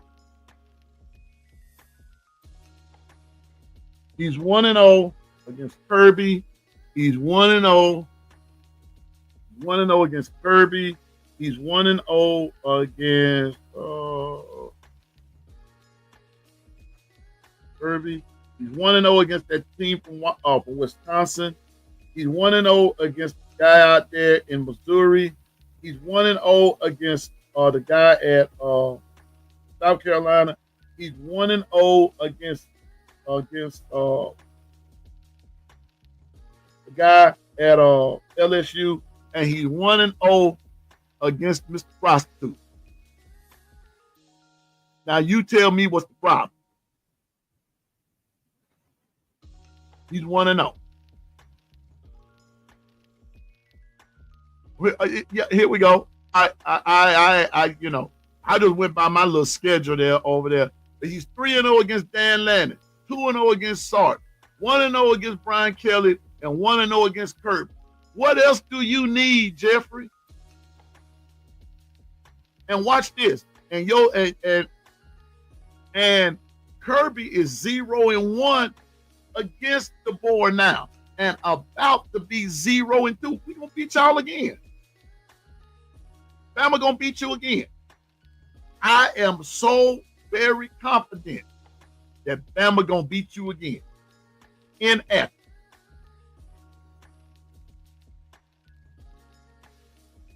Wait a minute. And here's enough. Here's my last one. I gotta go. These guys are supposed to be the best coaches in college football, and he is 7-0 against them all, and got disrespected here. Excuse me, and got disrespected here just a few weeks ago. You gotta put that on the start. And got disrespected here a few weeks ago as not one of the best. But he's 7-0 against all those that was before.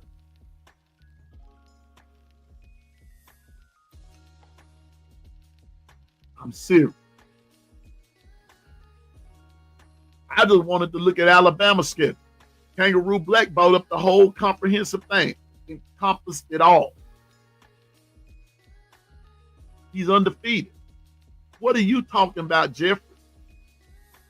Kirby, I done told y'all, I don't know what part of LeBron, I don't know what part of Georgia's dominance is over that you ain't wanting to understand. Georgia dominance is over. That what y'all did back in 22 and all that good stuff, you won't see that again. I'm gonna tell you like my little brother told me. Georgia, that one time that when they beat Bama, honest to goodness, and I'm just using if right here. Honest to goodness, J-Mo hadn't got hurt. Y'all wasn't beating Bama that night.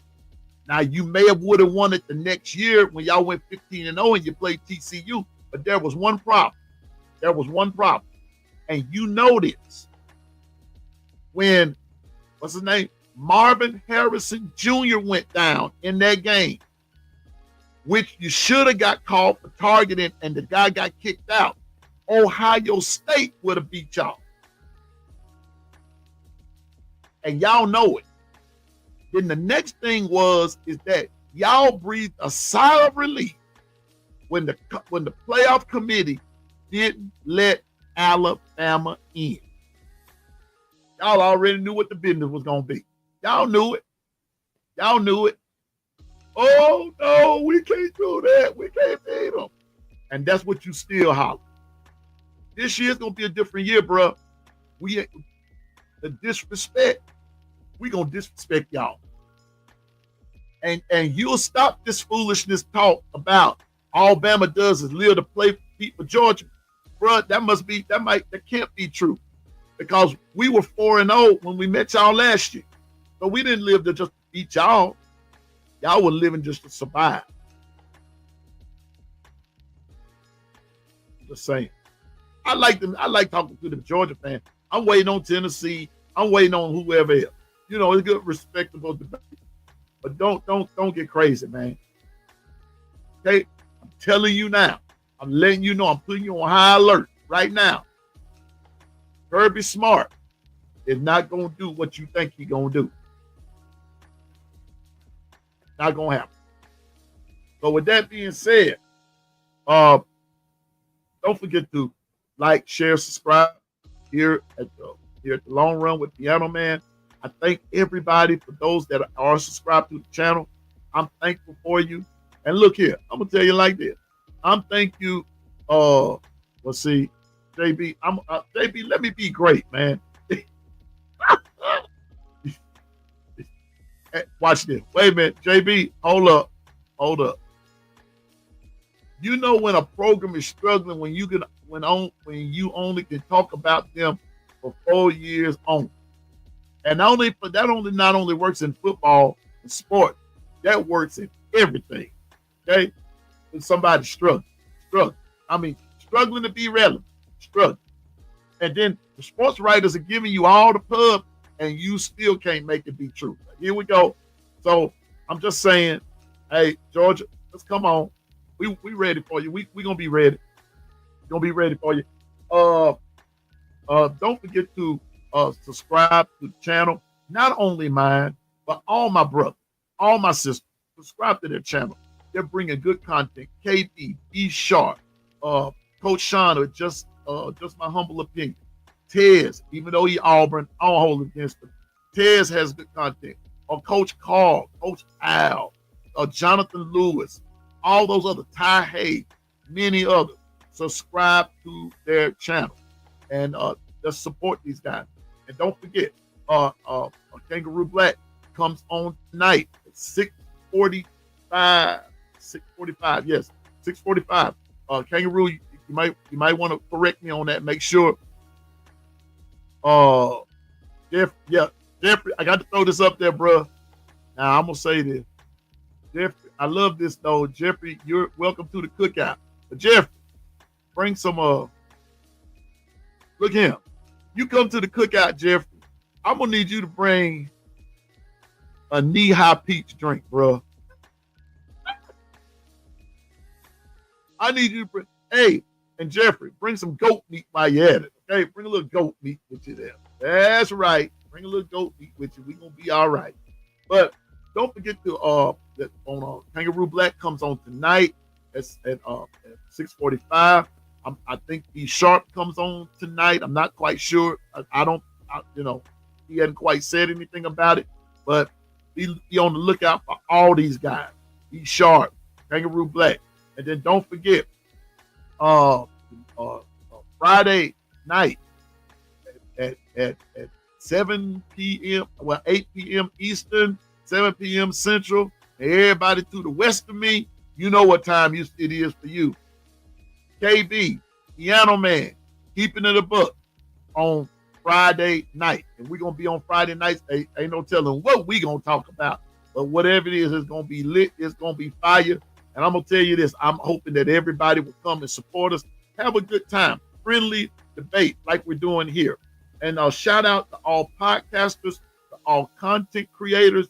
Listen, don't allow anyone to tarnish your shine. I don't care even if it's another podcaster. They're doing just like you. They're trying to make it. Just doing something that's on their heart to do about whatever it is, whoever it is that they like to talk about. But don't let anyone steal your shine, tarnish your shine. Don't let anybody do it. Hey, you wipe it off. Whatever they say about you, whatever they try to do to you, hey, man, because they ain't got enough guts to come up in your face because they already know what time it is. But listen, your platform is being recognized and your voices are being heard. Stay humble and keep God first. And I promise you, great things are coming. Thankful for everyone that was in the chat today. 401k crew, you know I love you. Thankful for all the folks, producer Dwight, from the governor down to the lookout man. I love everybody. Thank you for being here. Again, I say, don't forget your other podcasters and other content creators. I am pushing for you. I'm pulling for you, just like you pulling for me. And I'm going to tell you something else. Lurkers, I'm thankful for you too. Because guess what? You give me, okay, B Sharp said he's coming on tomorrow night. And put that up there. All right. So we've got KB tonight, Kangaroo Black tonight. We've got B Sharp tomorrow night. And then it's gonna be on Friday night. So there should be no excuse for missing good old college football, Bama content, Southeastern content, NBA finals, you name it. We gonna be talking about it right here on all of our channels. Okay. So again, thankful for everybody in the chat. Hey, look at him. And if you for your best, for the best in bedding, bedding apparel, accessories, CJB, the governor, he's giving out 1,000 thread count content and all. Sheets and all. Y'all know what that means and everything. For the best in sheets and pillowcases and all that kind of stuff. CJB for all your needs. Ain't no sense in you in 2025 running around here with a 1-count sheet. Don't do that. CJB for all your needs. Thank you, Carla. Thank you, everybody, for a great show. Thank you for your attention. Latoya, I guess I like y'all a little bit and all that kind of stuff because I am actually over. I'm talking about overtime. I'm supposed to have been gone. But anyway, for your listen, I'm telling you now, for all those whose spread, listen, whose sheet count is below.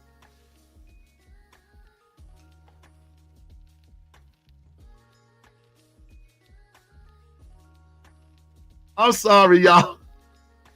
All of y'all whose sheet count, is not where it's supposed to be. CJB for all your bedding accessories. He starts off with 1,000 thread count, and we move up. And JB makes them to your specification. So thank you, Double A. Enjoy your day, Double A. You, my girl. You all right with me. We old school and we got to stick together. Okay. And so anyway, to see one of the 401k crew members for information on how you can get JB's bedding. I want everybody to have a good day. Now listen, I may not see you today or tomorrow. I'm going to see you in the long run. And as KB say, God bless and Roll Tide and all that kind of stuff. Make some noise on your way out. If you have not hit that like button, hit it. And because we're trying to get to 200 subscribers, like, share, subscribe. And always remember, check this out. I'm no expert, but I know what I'm talking about. Everybody have a great day. God bless, Roll Tide, and I will see you tomorrow.